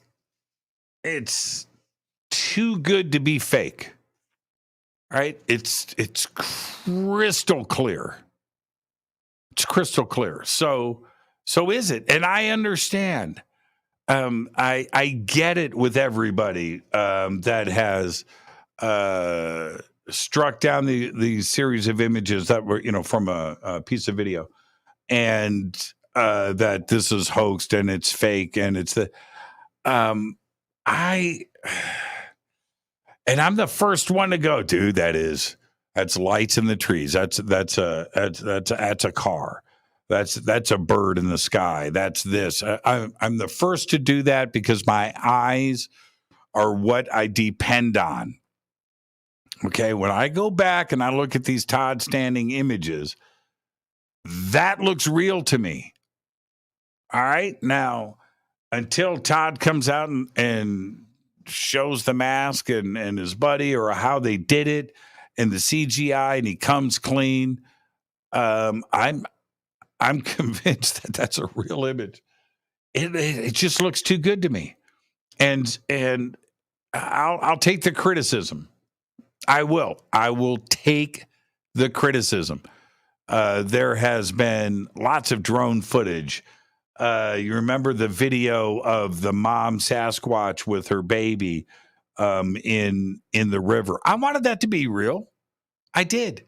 The drone footage, Sasquatch running across the valley, through the grass, into the trees. I want that to be real. Sasquatch running up the side of the mountain. I want that to be real. I do. All right. Now, with Todd Standing, when I first saw the video and I looked at the analysis of it, I was like everybody else. That is obviously faked.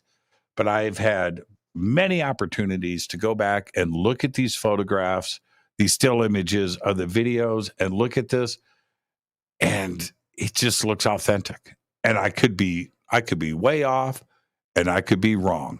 So there you go. I'm looking at some of the comments. I know that this is real because I've seen the same here in Ontario. All the hair is going the same way, though. I know, right. But look, how many dogs, right, have perfect hair, never brushed, short. It's all in plate, right, done, and it doesn't grow. Think about that. So I don't know. Big pimple on the nose, really? I didn't see that. I did not see that. Tinker proved it's Todd. Yeah, okay, all right. Well, prove as a whole, that's a strong word. But I've seen a lot of the analysis that has been done on this. So I just don't know. I don't know. It's a great image. Now, back to sightings around the world. We've had, according to data collected from the Bigfoot Field Researchers Organization, Bigfoot sightings and their database in 2021. Washington has over 2,000 reported sightings. California, over 1,600. Pennsylvania, over 1,300. New York and Oregon, just over 1,000. And Texas has just over 800. Now, in 1924, there was the Battle of Ape Canyon. And in the Battle of Ape Canyon, there's a Jeffrey's great, Jeffrey Meldrum. The Battle of Ape Canyon, where miners were attacked by a large, hairy ape men that threw rocks onto their cabin roof from a nearby cliff after one of the miners shot one with a rifle. In Folk, Arkansas, of course, in 1971, we had the Bogey Creek Monster, a large hair-covered creature startled a woman after reaching through a window. In 1974, the New York Times presented the tale of Albert Ostman, a Canadian prospector who stated that he was kidnapped and held captive by a family of Bigfoot for 6 days in 1924 in Toba Inlet up in British Columbia. Then we have Jeffrey Meldrum, and he is a full professor of anatomy and anthropology in the Department of Biological Sciences at Idaho State University. And he has been seeking answers about Bigfoot for a few decades.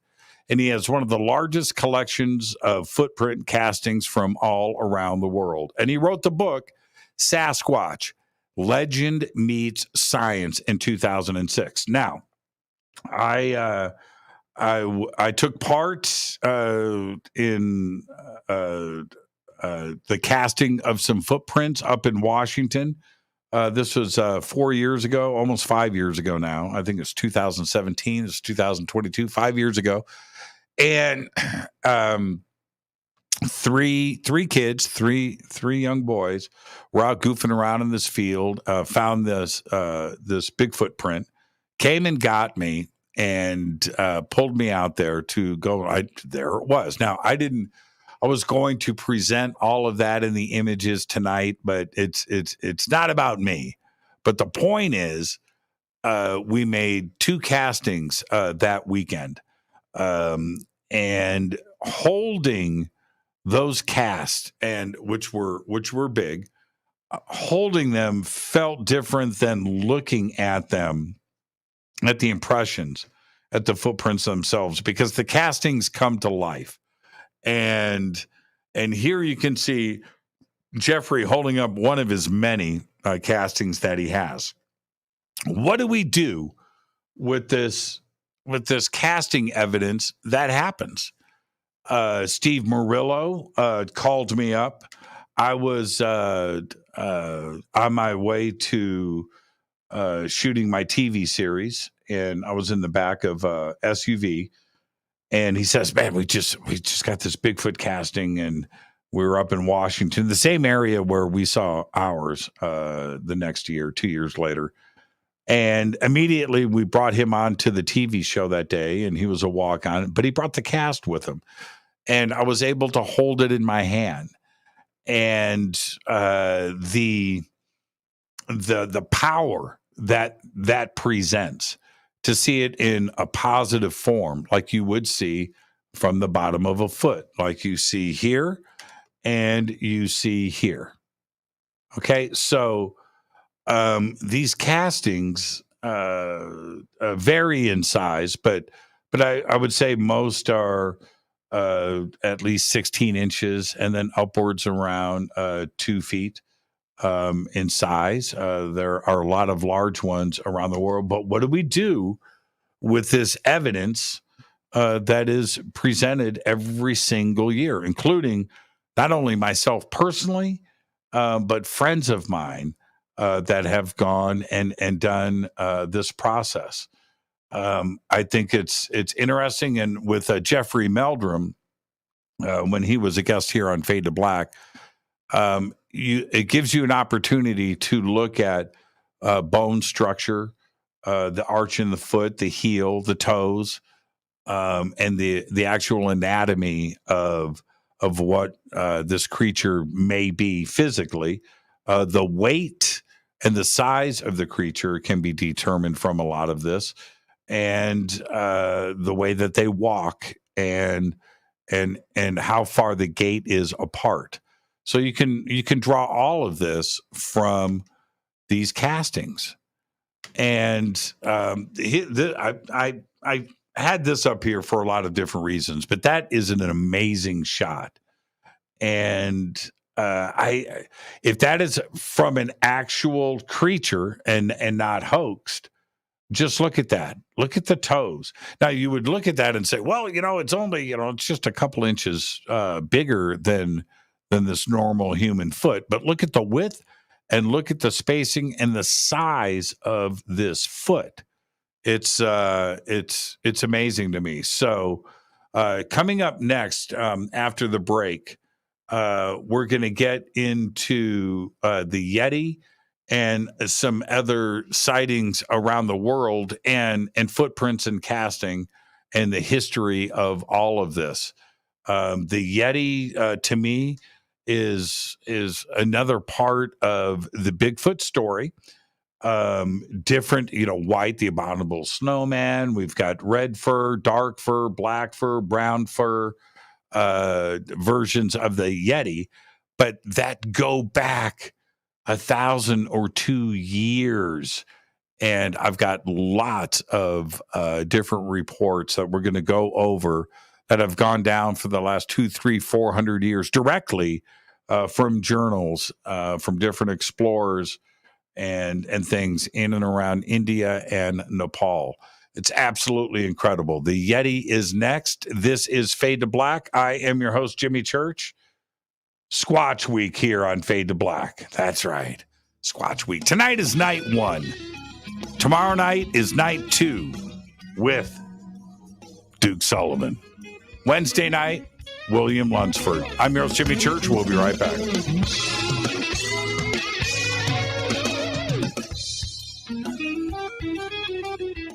Hi, everybody. This is Rob Halford, the Metal Guard on JimmyChurchRadio.com. Your 1 million gigawatt paranormal powerhouse, KUNX DB, the X.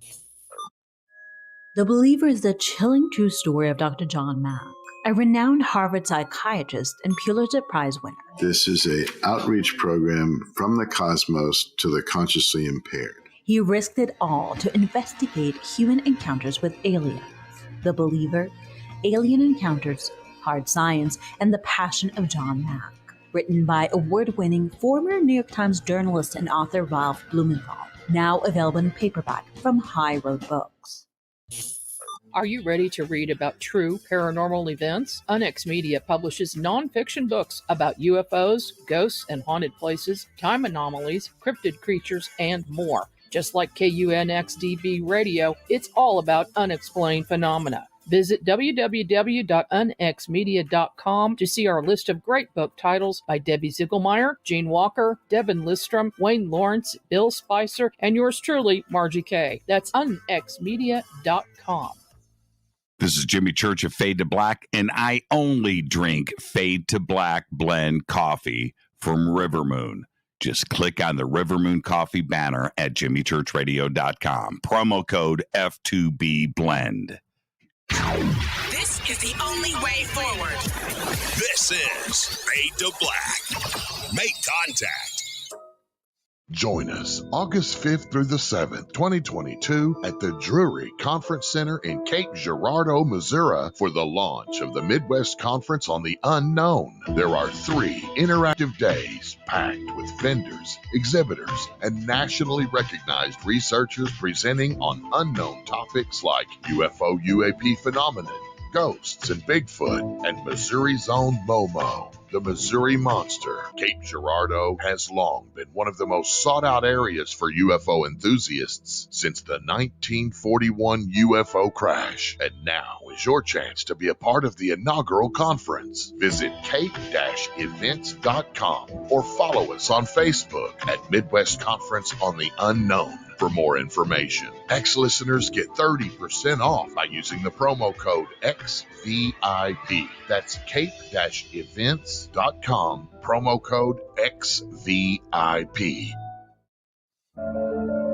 When you take the beans from Central America with dashes of Indonesian and African mixed in and then roast it to the dark side of Fade to Black, you create the ultimate brew of fringe. Introducing the Fade to Black blend from River Moon Coffee. Yes, River Moon's darkest customized roast was created for the love of Fade to Black. The alchemy of masterful roasting and smoking the beans is in every sip of this full-bodied, dark Java. I need my coffee dark, deep, with distinct bittersweet chocolate highlights, just like the bunker. Leaning further into the darkness of the roast is Fade to Black blend from River Moon Coffee. Just click on the banner at jimmychurchradio.com and use the promo code F2B Blend for 15% off of your order today.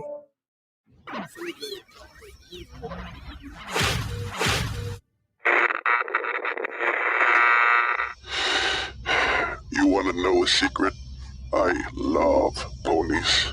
I really love ponies. I'm serious. I couldn't stay sane without ponies to brush. Why Fade to Black? Because you never got that pony. Damn it. This is Fade to Black with Jimmy Church on the Game Changer Radio Network. Welcome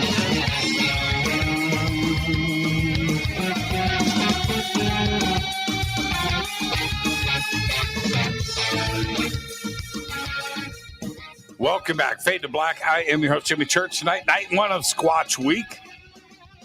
Doing a 2.5-hour presentation tonight. I've still got a lot more to cover. We're going to try to get it all in, everybody. I'm going to try to get it all in. I wanted to mention really quick. I was watching some of the comments fly by. Very busy night in the chat room tonight. But I want to mention to everybody, go and check out John Greenwald's recent reporting on Bigfoot over on the Black Vault, which concerned, and he talked about it here on Fade to Black, and it's very interesting, and that was the National Park Ranger Field Manual that had a page in it that stated very clearly that Bigfoot was real, that the FBI had taken DNA samples, and the DNA samples came back, and it was no known species here on Earth, right? Okay, so there was that statement in the Park Ranger Field Manual.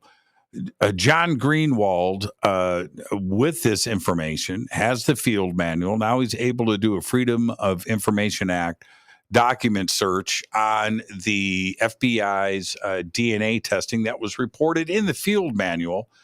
And the information came back from the government. I may have some of the facts backwards, but the bottom line is the DNA testing was lost. That's right.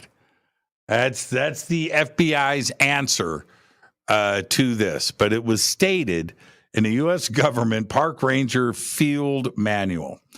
So there you go. And John Greenwald's reporting on this is fantastic. And you can go over to the Black Vault and just do a search right there. Very easy to do. And you can look at John's reporting on this over the last couple of months. All right. Now let's get to the Yeti. And there we go. The Yeti. The Yeti. Ape-like creature in the Himalayan mountain range in Asia. All over, the Himalayan mountain range is huge, largely unexplored. And I guess we can say that the Yeti is known in Asia, but here in the United States, it is commonly known as the Abominable Snowman. That's right. And now, before you start laughing, all of us, I grew up with Rudolph the Red-Nosed Reindeer. Christmas rolls around, you're watching all those Christmas specials, Charlie Brown Christmas, you're watching all that stuff, and you go and you watch this, and the youth of America were introduced to the Abominable Snowman, and I took this as fact. I did, man. I'm 4 years old. I'm 5 years old. 1968, 69, 70, 71, 72. I still watch this as an adult. I love it. It is great. And that is the Abominable Snowman. Yeah. I had to do that. That's for me. All right. Tibetan lore describes three main varieties of Yetis. The Nalamo, which is black, has black fur, is the largest and the fiercest, standing around 15 feet tall. The Chudi, which stands around 8 feet tall and lives around 8,000 to 10,000 feet above sea level. And the Rangshim Bombo, which has reddish-brown hair and is only 3 to 5 feet tall.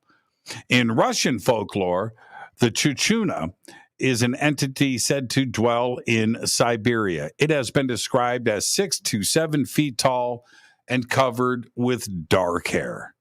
The name Abominable Snowman was coined in 1921, the year Lieutenant Colonel Charles Howard Bury led the 1921 British Mount Everest reconnaissance expedition, which he wrote about in Mount Everest, the book, Mount Everest, the Reconnaissance, 1921. In the book, Howard Bury says he found footprints that he believed were probably caused by a large loping gray wolf, which in the soft snow formed double tracks rather like those of a barefooted man.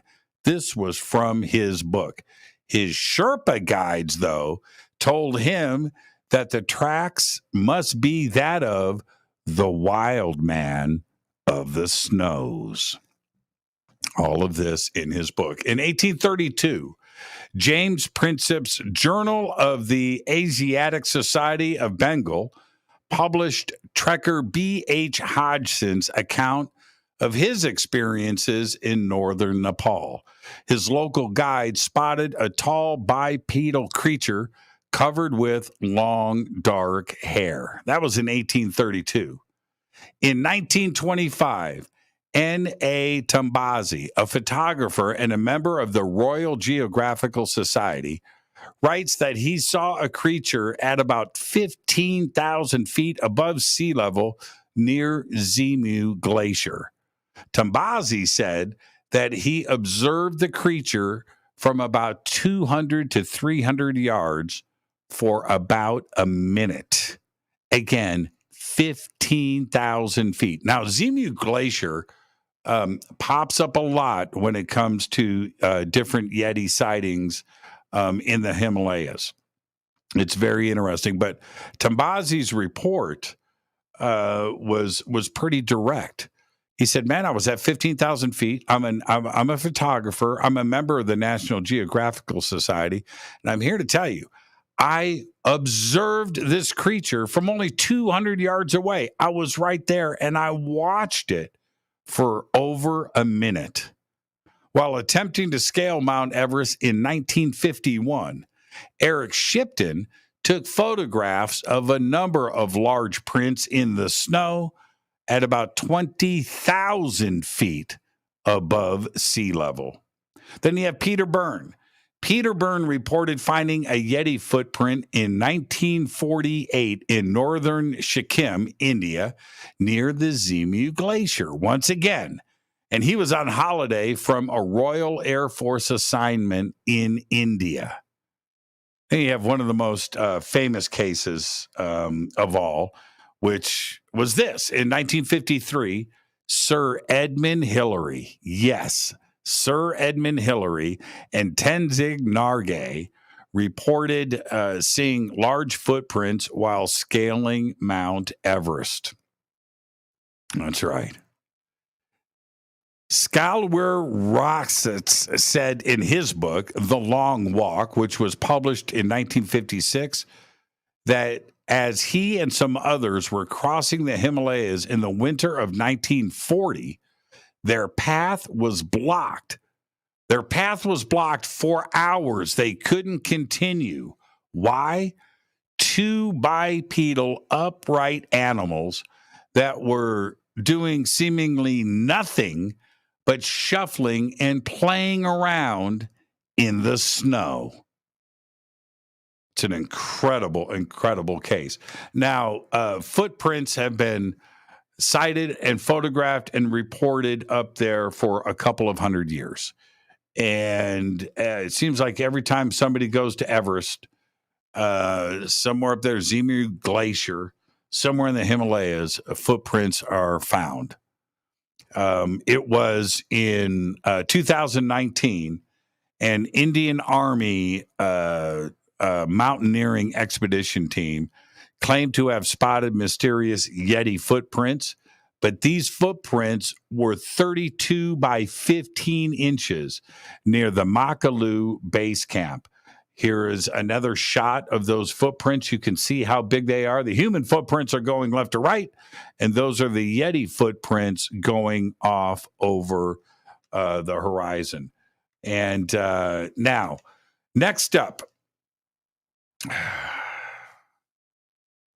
Let's talk a little Bigfoot and UFOs, because the Diatolive Pass incident is one of the most incredible stories officially investigated by the Russian and Soviet Union, or whatever you want to call it. Back then it was the Soviet Union. The KGB was brought in. They've done 2 official investigations into this. Most of the results of these investigations have remained classified. They've only let portions of it out. Okay. Back, I'm going to say it was about 6 years ago, we had some relatives that were visiting from Russia who lived in this general area. And I brought in to the studio this gentleman. I only met him that one time.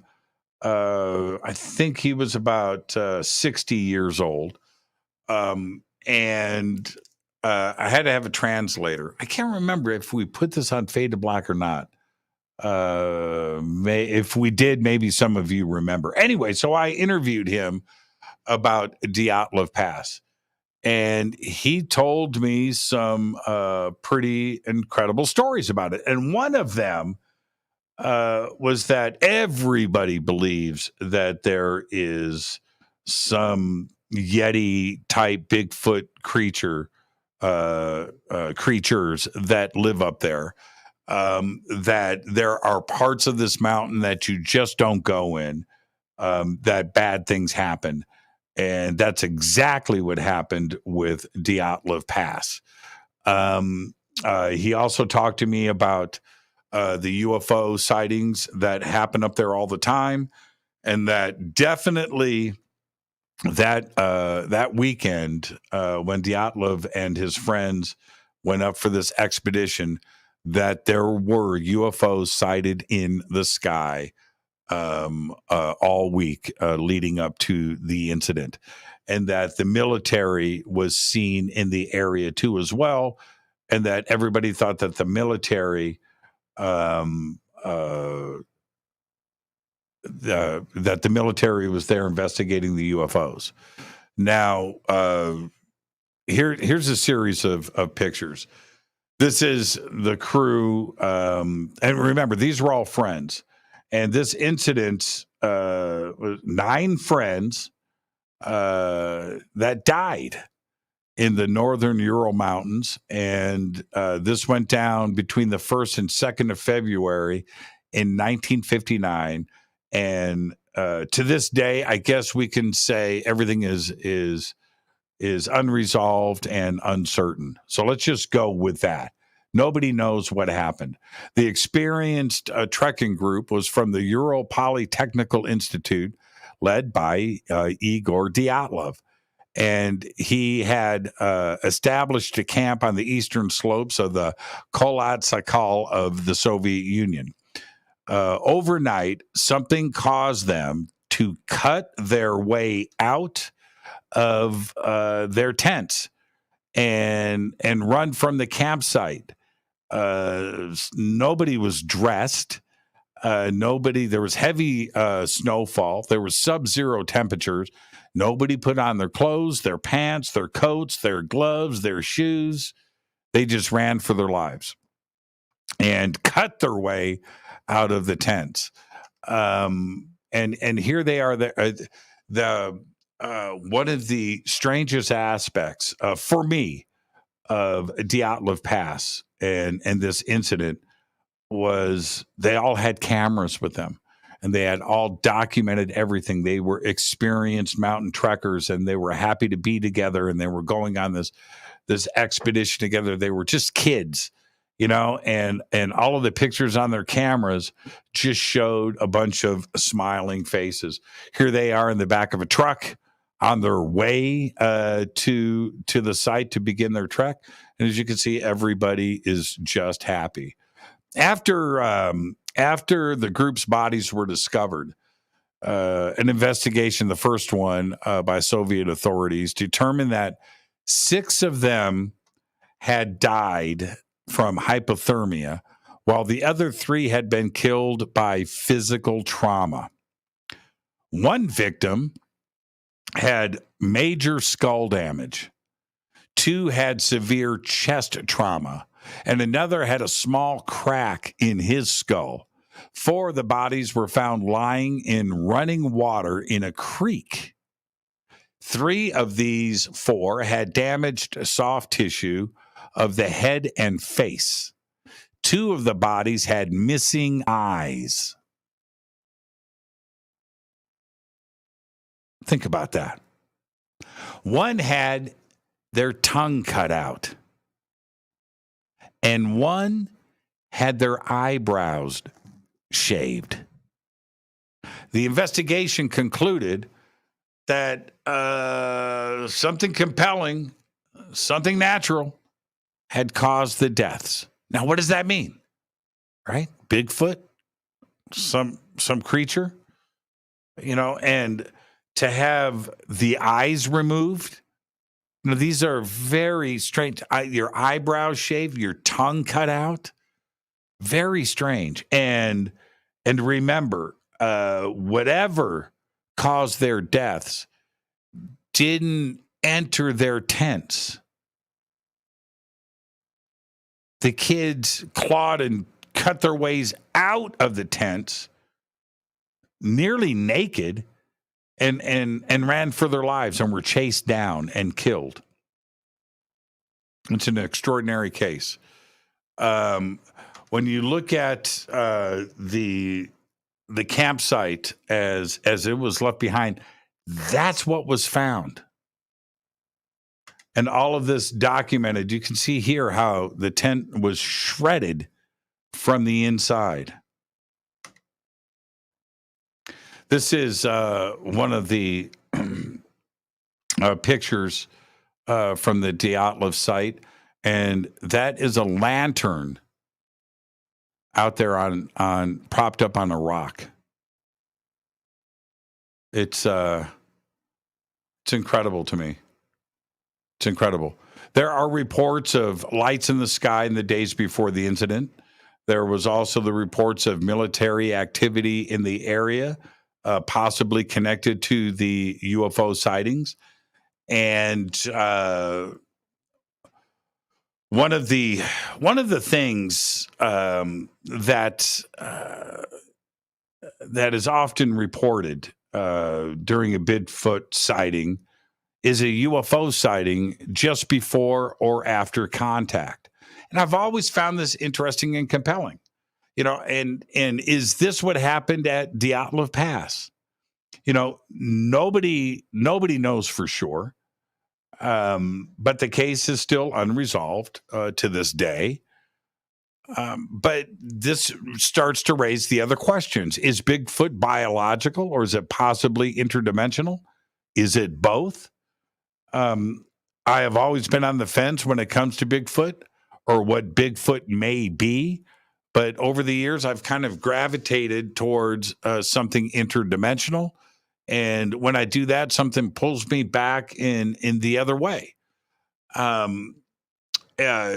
Is it possible? There are books that have been written, stories of contact with Bigfoot, and that they are a species that comes from another planet, that were transported here. Their planet wasn't livable anymore, and they had to get here.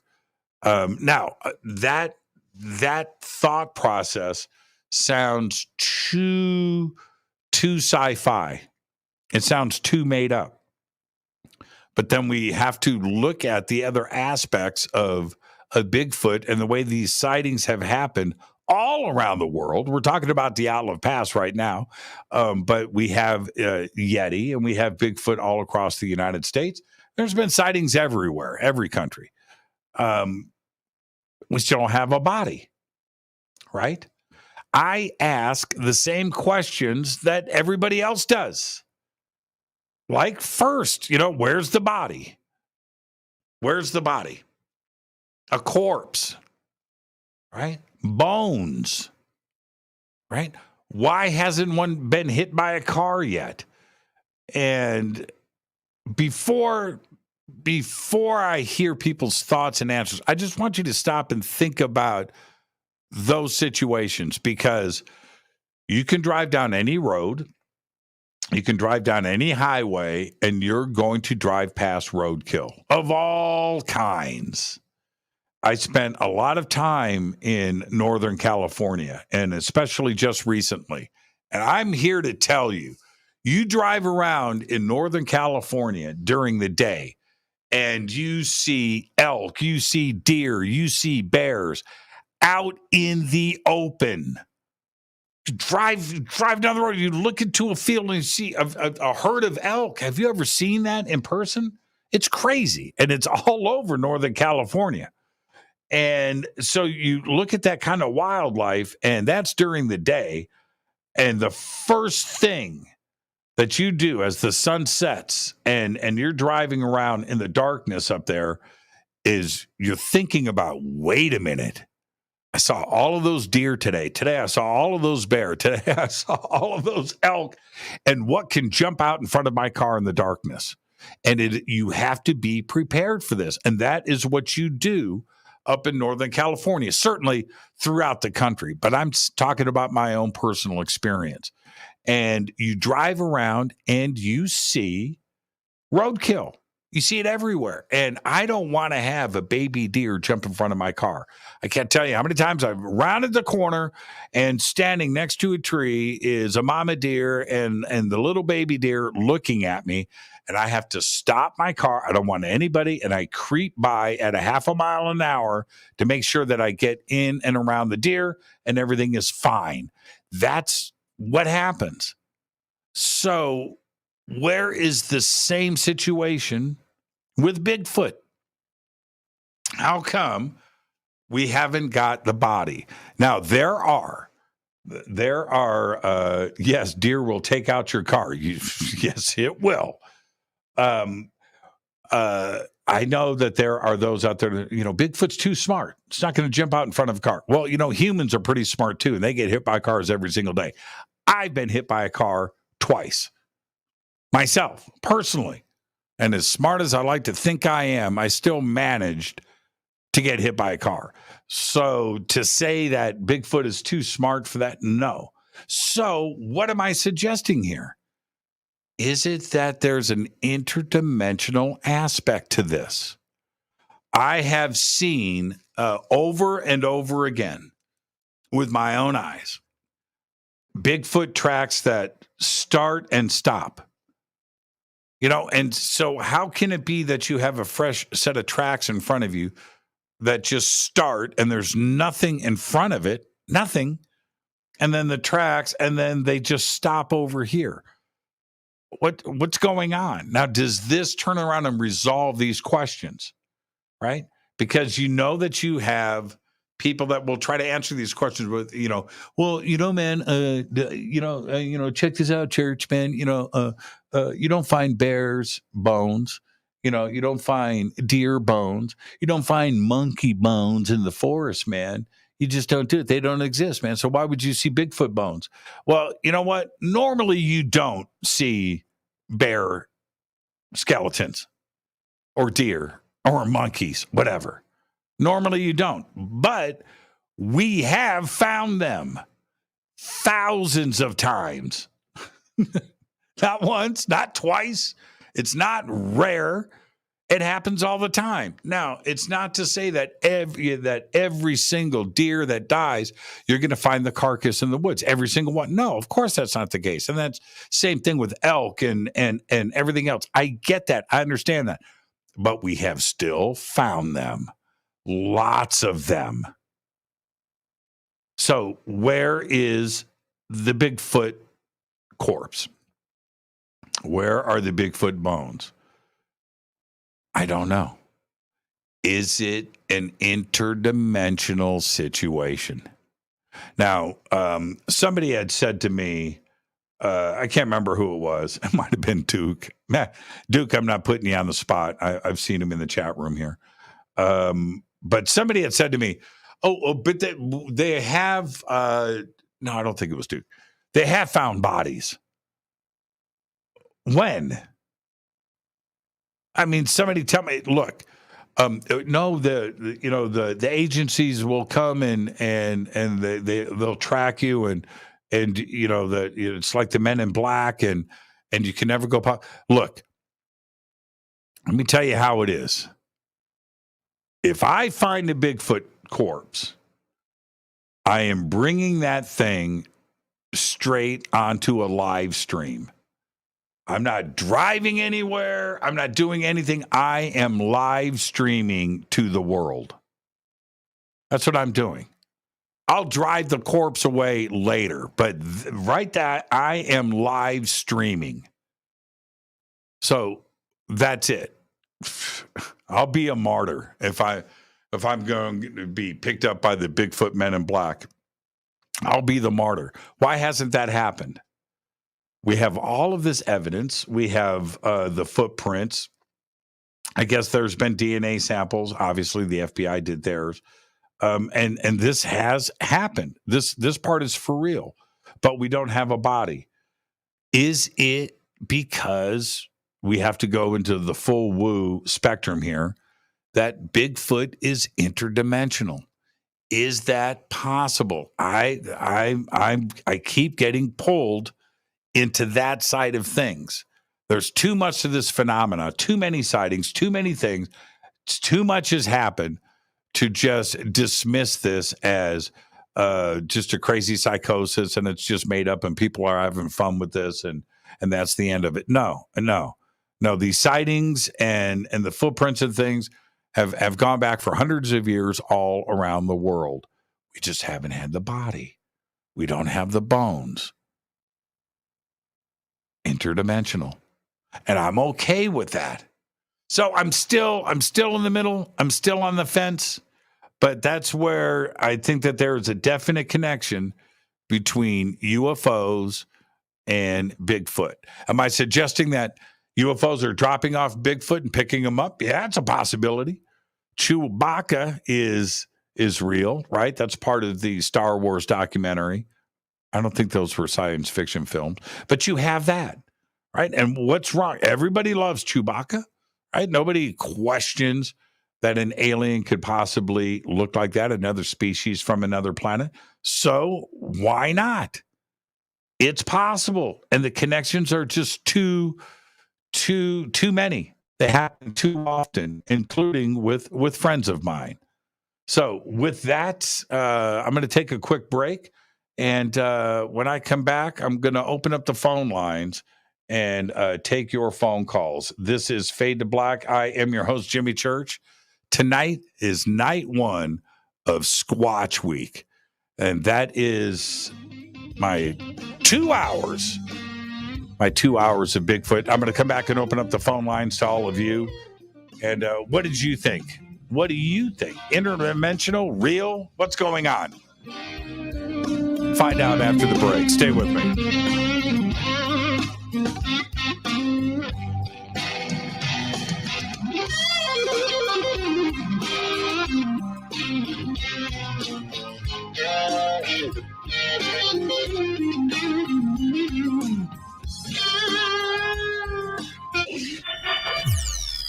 You're listening to Jimmy Church and Fade to Black on the X.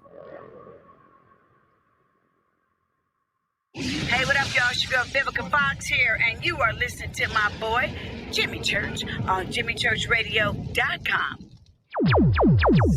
Despite popular opinion, reading a book will not make you smarter. But listening to Jimmy Church will. Hello, Fadernauts. Jimmy Church here. You've seen me with my thunderstorm. Now you can purify the air in your home and get healthy, clean, fresh-smelling air and eliminate odors just like I do right here in the bunker. The Eden Pure Thunderstorm uses oxy technology that naturally sends out O3 molecules into the air, which seek out odors and air pollutants in your home and destroys them. It's called a thunderstorm because it purifies the air just like after a thunderstorm. And right now, you can save $200 on an Eden Pure Thunderstorm 3-pack for whole home protection. With this special offer, you're getting 3 units for under $200. Seriously. Go to EdenPureDeals.com and use Fader3. Shipping is free and it's easy. Just scroll down. You'll see my name right there, Jimmy Church. Click on it and get your deal today. That's EdenPureDeals.com.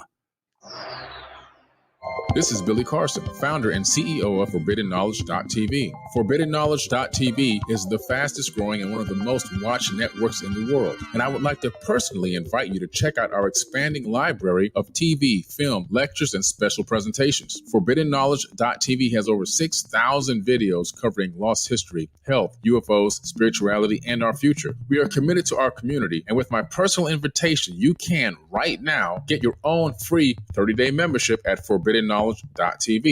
Your own library of information starts today at ForbiddenKnowledge.tv. Your 1 million gigawatt paranormal powerhouse, KUNX DB, VX. Are you ready to read about true paranormal events? UNX Media publishes nonfiction books about UFOs, ghosts and haunted places, time anomalies, cryptid creatures, and more. Just like KUNX-DB Radio, it's all about unexplained phenomena. Visit www.unxmedia.com to see our list of great book titles by Debbie Ziegelmeyer, Gene Walker, Devin Listrom, Wayne Lawrence, Bill Spicer, and yours truly, Margie Kay. That's unxmedia.com. Introducing the Game Changer blend from River Moon Coffee that delivers a customized blend made specifically for the Fadernauts. If the game is rigged, change the game. It's a bolder cup with some bite. Game Changer is the coffee of choice for those that prefer an organic dark roast that is slightly lighter and milder, but it's still dark. With wild notes of pecans and chocolate with a rich, balanced, full-bodied cup that is roasted to perfection for a great coffee to start your day, as an after-dinner coffee or anywhere in between. Artisan, small batch roasted to perfection. USDA certified organic, all River Moon coffee is freshly roasted and packaged in the USA. Just go to rivermooncoffee.com or click on the banners over on our site and use the promo code F2BBLEND for 15% off of your order today. rivermooncoffee.com. Are you intrigued by paranormal talk radio? You'll love the new paranormal radio app from TalkStream Live. You'll find a great selection of talk shows covering UFOs, ghosts, strange phenomena, and much more. Download the Paranormal Radio app now and start listening to the very best in paranormal talk entertainment, including the network you're listening to right now, the Paranormal Radio app, free in Google Play and the iOS App Store. Erica, Brittany, Gabby, and you're listening to JamieChurchRadio.com. It's not a lifestyle we chose. We were born this way. This is KJCR at JimmyChurchRadio.com.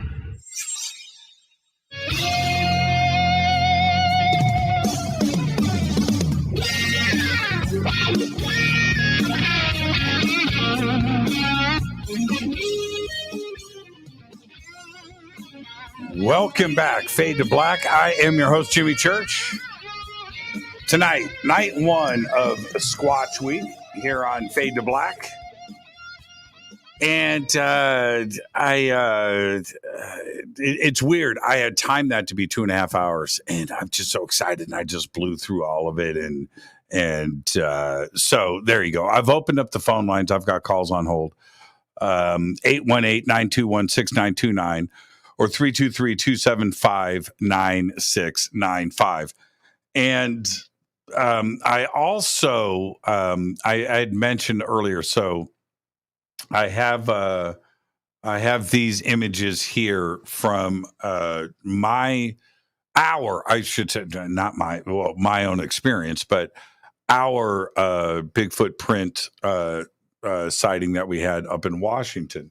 And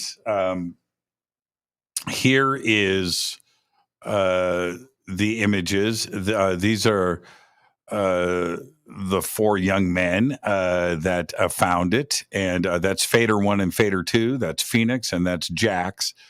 Everybody has grown up. Jax now is like 18 years old. He's got a driver's license. That scares me. here. I think he's about 12 years old. I've known Jax for a long time. He's the one wearing the Fade to Black t-shirt. Here I am pointing at the footprint. And of course, that is Jason Quitt. Jason Quitt happened to be with us with his very professional video equipment, and we shot for this week that we were up there a variety of different things.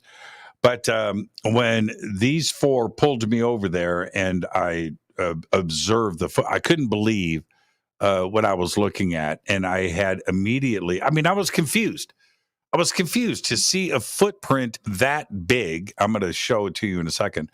But I immediately got on the phone and I called Jason. I said, dude, grab your camera and get over here. And so that's what you're looking at there. This next image is a shot of the footprint. And you can see this is from the video still. This is 2018. So it's 4 years ago. Wow. 4 years ago in a couple of days. This was August 12th, 2018. You can see the toes. You can see the heel. You can, I couldn't believe what I was looking at. And this was about 2 inches into the dirt, hard packed dirt. You can see all of the grass crushed. You can see the arch. You can see absolutely everything perfectly crystal clear. It wasn't, I'm looking at the image now and I just get chills when I think about it. And my reaction was I was just completely confused. We'll come back to these images in just a second. I want to get to some phone calls. Hi, you're live on Fade to Black. Who's calling? You're live. Oh, hold on. Can you hear me? Yes. Can you hear me? Can you hear me? Yes. Okay, good. Don't scare me like that. I wasn't sure. Yeah, it's Gigi. What's up, man? Oh, Gigi. What's up, man? How you doing? Fantastic. How about yourself? Can you hear me now? Yes, absolutely. Okay, good.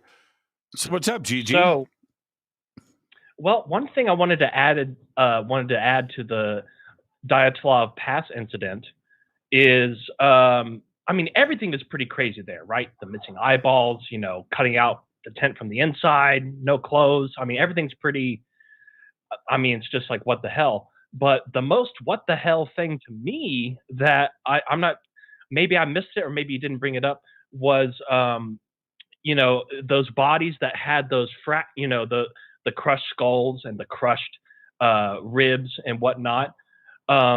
The craziest part about those discoveries was there was no from the research I've done, I've come across this multiple times.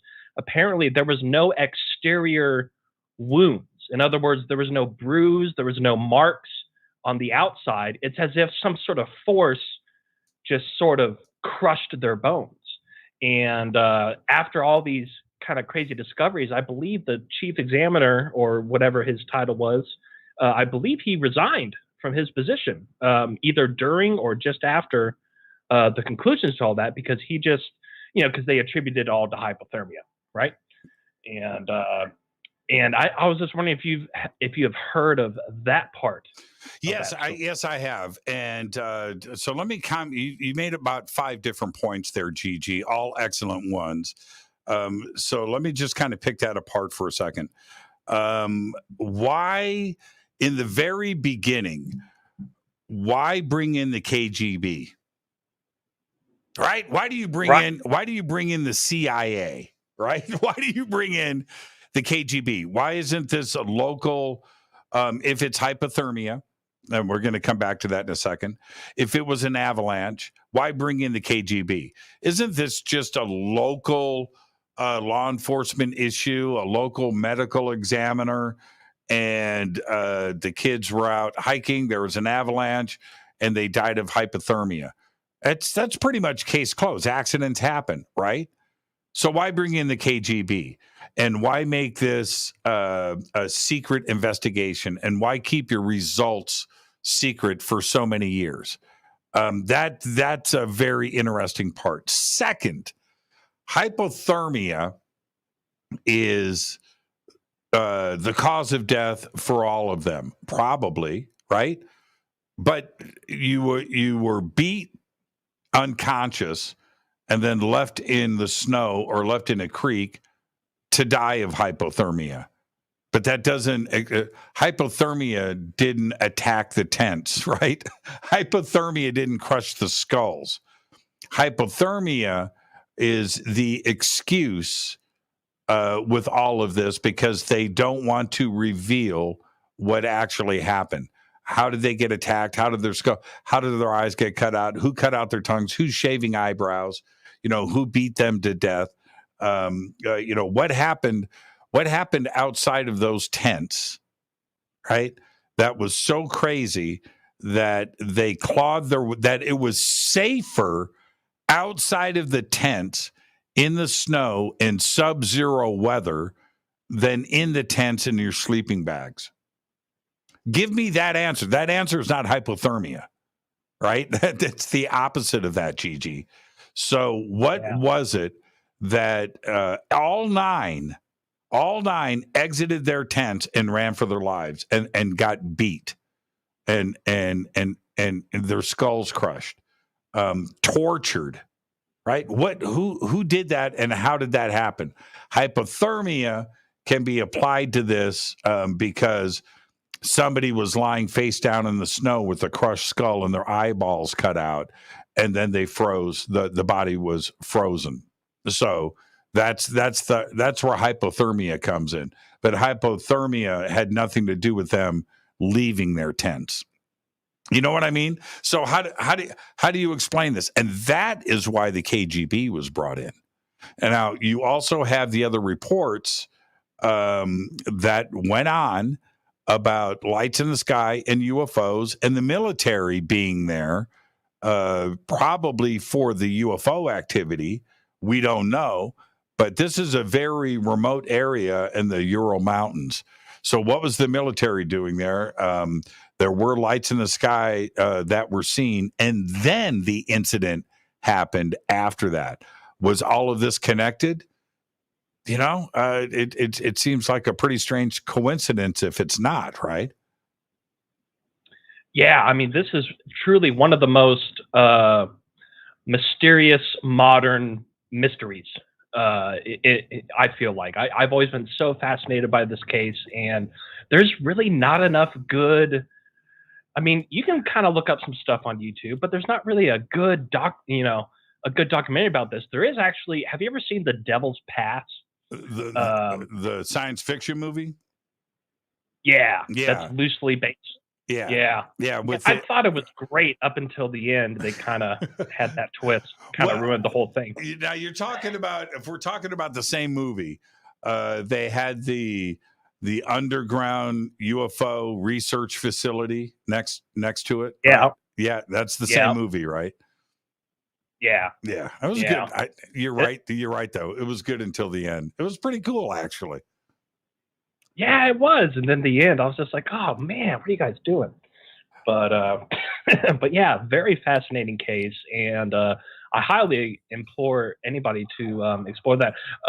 Also, before we get to some other callers, I did want to mention, I know you've got Duke Sullivan coming on. Great dude. I've talked to him before. He's the best. But another person I'd like to suggest is Bart Coutinho, if you've ever heard of him. Another great Bigfoot researcher that I was turned on to, that I've talked to also.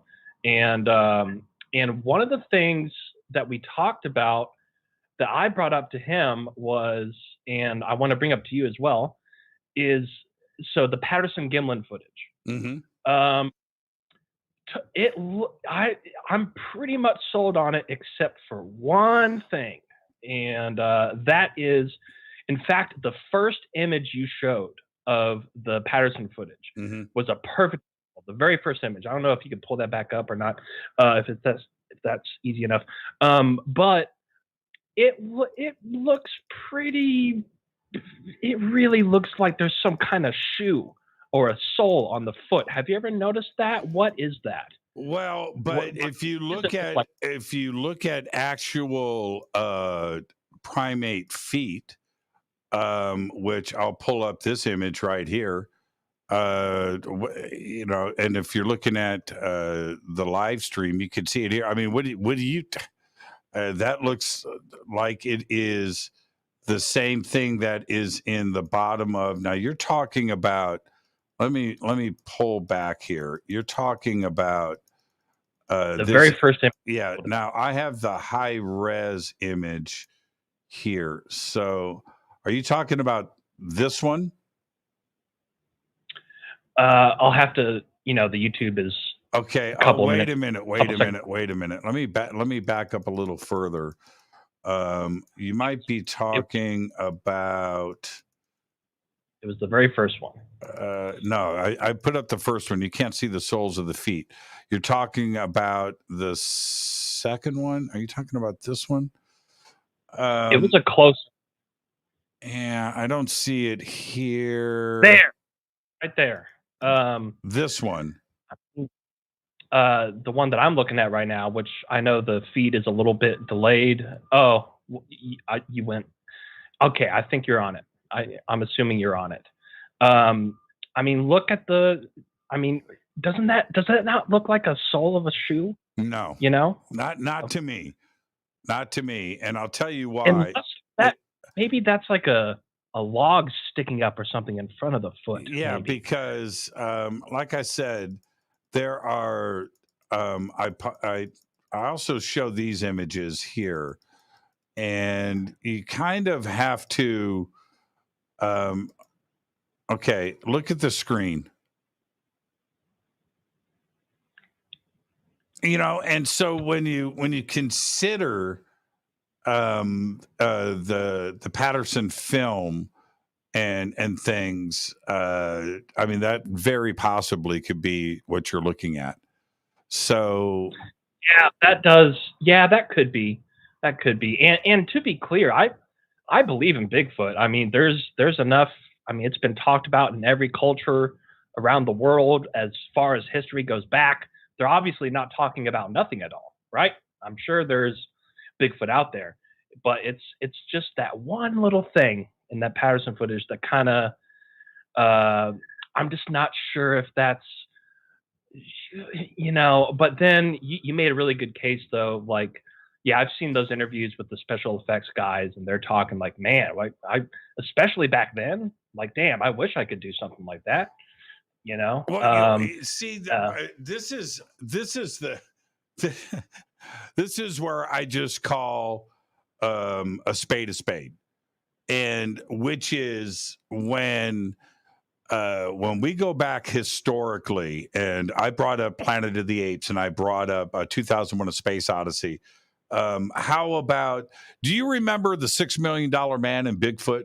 You remember that? You remember that when $6 million man encountered Bigfoot, and they went in that time tunnel thing? Well, think about how Sasquatch, how Bigfoot was portrayed in that, right? It's okay because it's a story that's being told and we accept it.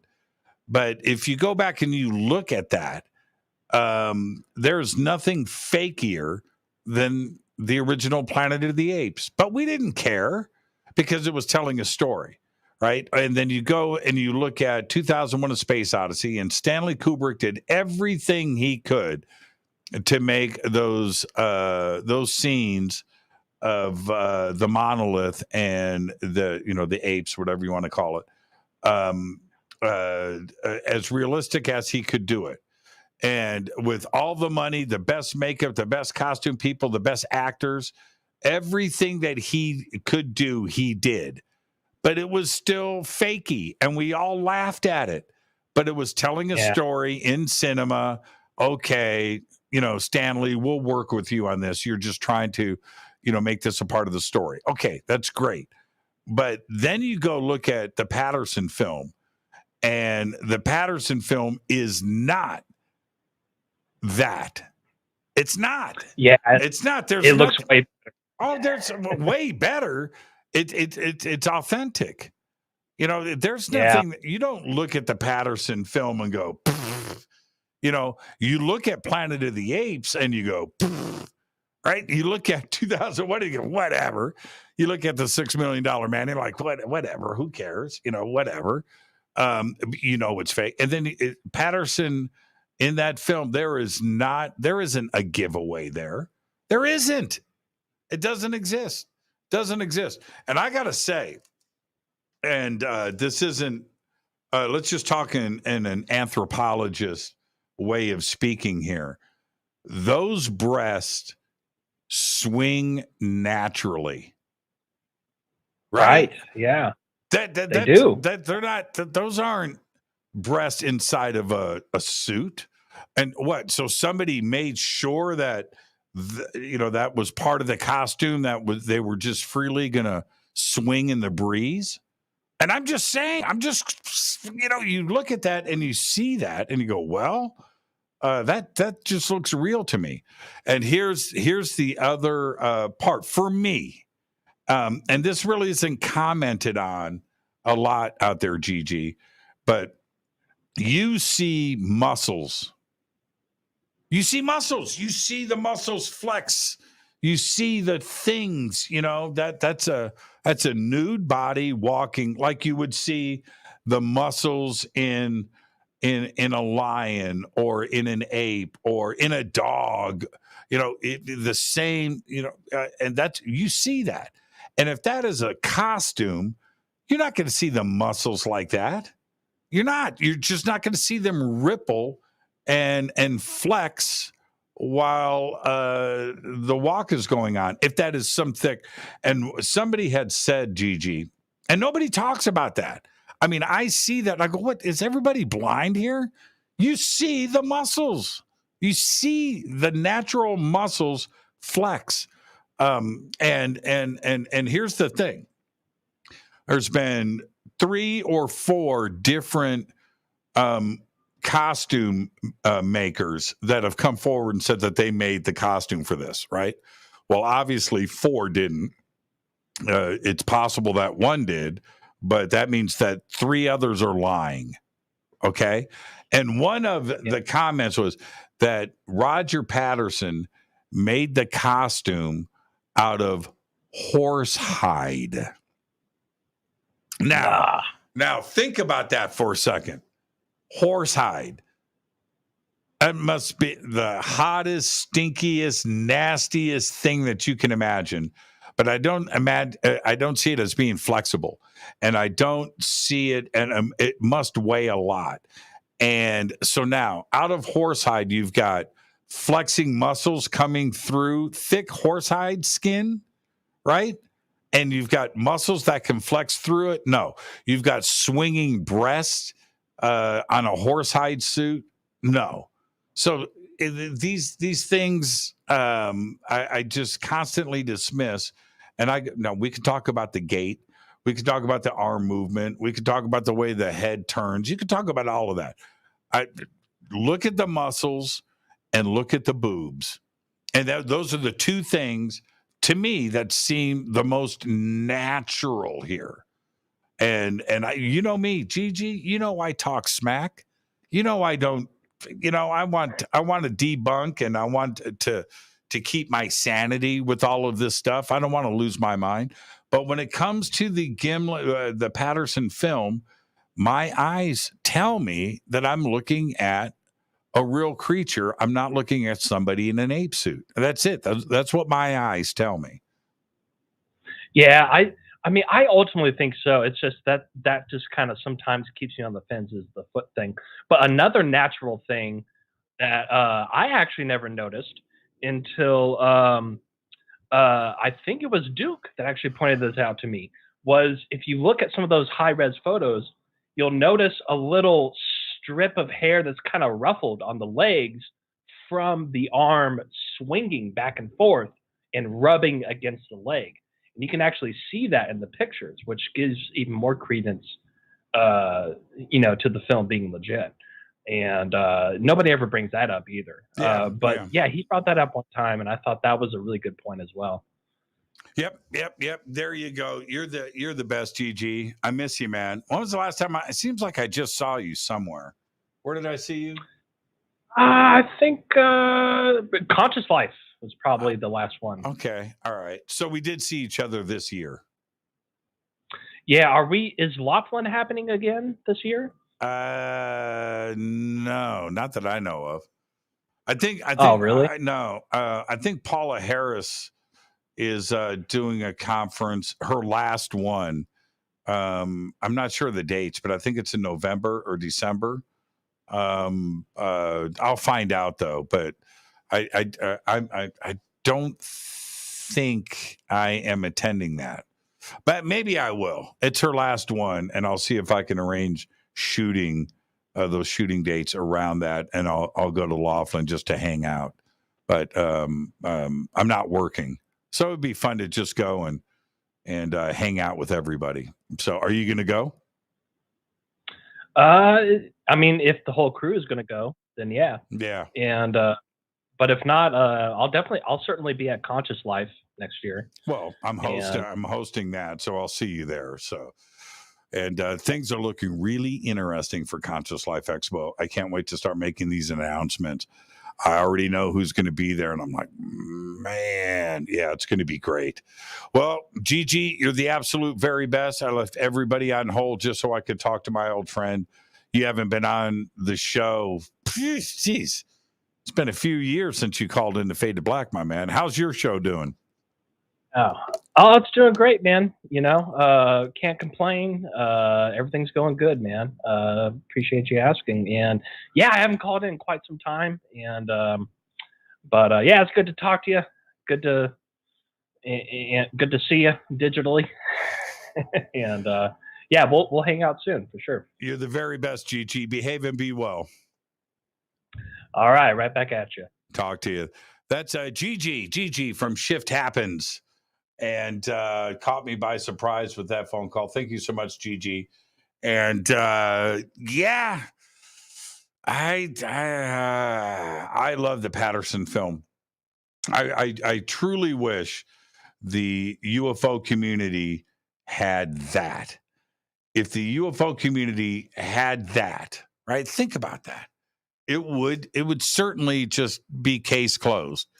And then I turn around and I flip flop, when it comes to Bigfoot. It's like I'm an absolute hypocritical paradox of myself, because I'm trying to figure out these answers too. And so why isn't it case closed for me if the Patterson film is there? Well, there's too many unanswered questions, and I love the journey. This is Fade to Black. I am your host, Jimmy Church. That will conclude night one here on Fade to Black of our Squatch Week. I want to remind everybody what's going on tomorrow night. That's because it's Duke Sullivan of World Bigfoot Radio. It's going to be a great night tomorrow night. I'll see everybody right here on Fade to Black. Also, don't forget, Wednesday night, William Lunsford. Squatch Week here on Fade to Black. Fade to Black is produced by Renee, Hilton J. Palm. Who else do we have? Dennis, Kevin. Announcers are Steve Harder, Gene Vitola, Mark D. Kovar. Webmaster is Drew the Geek. Music, Doug Aldrich. Intro, Spaceboy, spaceboymusic.com. Fade to Black is produced by KJCR for the Game Changer Network. And this broadcast is owned and copyrighted 2022 by Fade to Black and the Game Changer Network, Inc. It cannot be rebroadcast, downloaded, copied, or used anywhere in the known universe without written permission from Fade to Black or the Game Changer Network. I'm your host, Jimmy Church. Until tomorrow night for Squatch Week Night 2. I want everybody to be safe. Go Backley Tappy.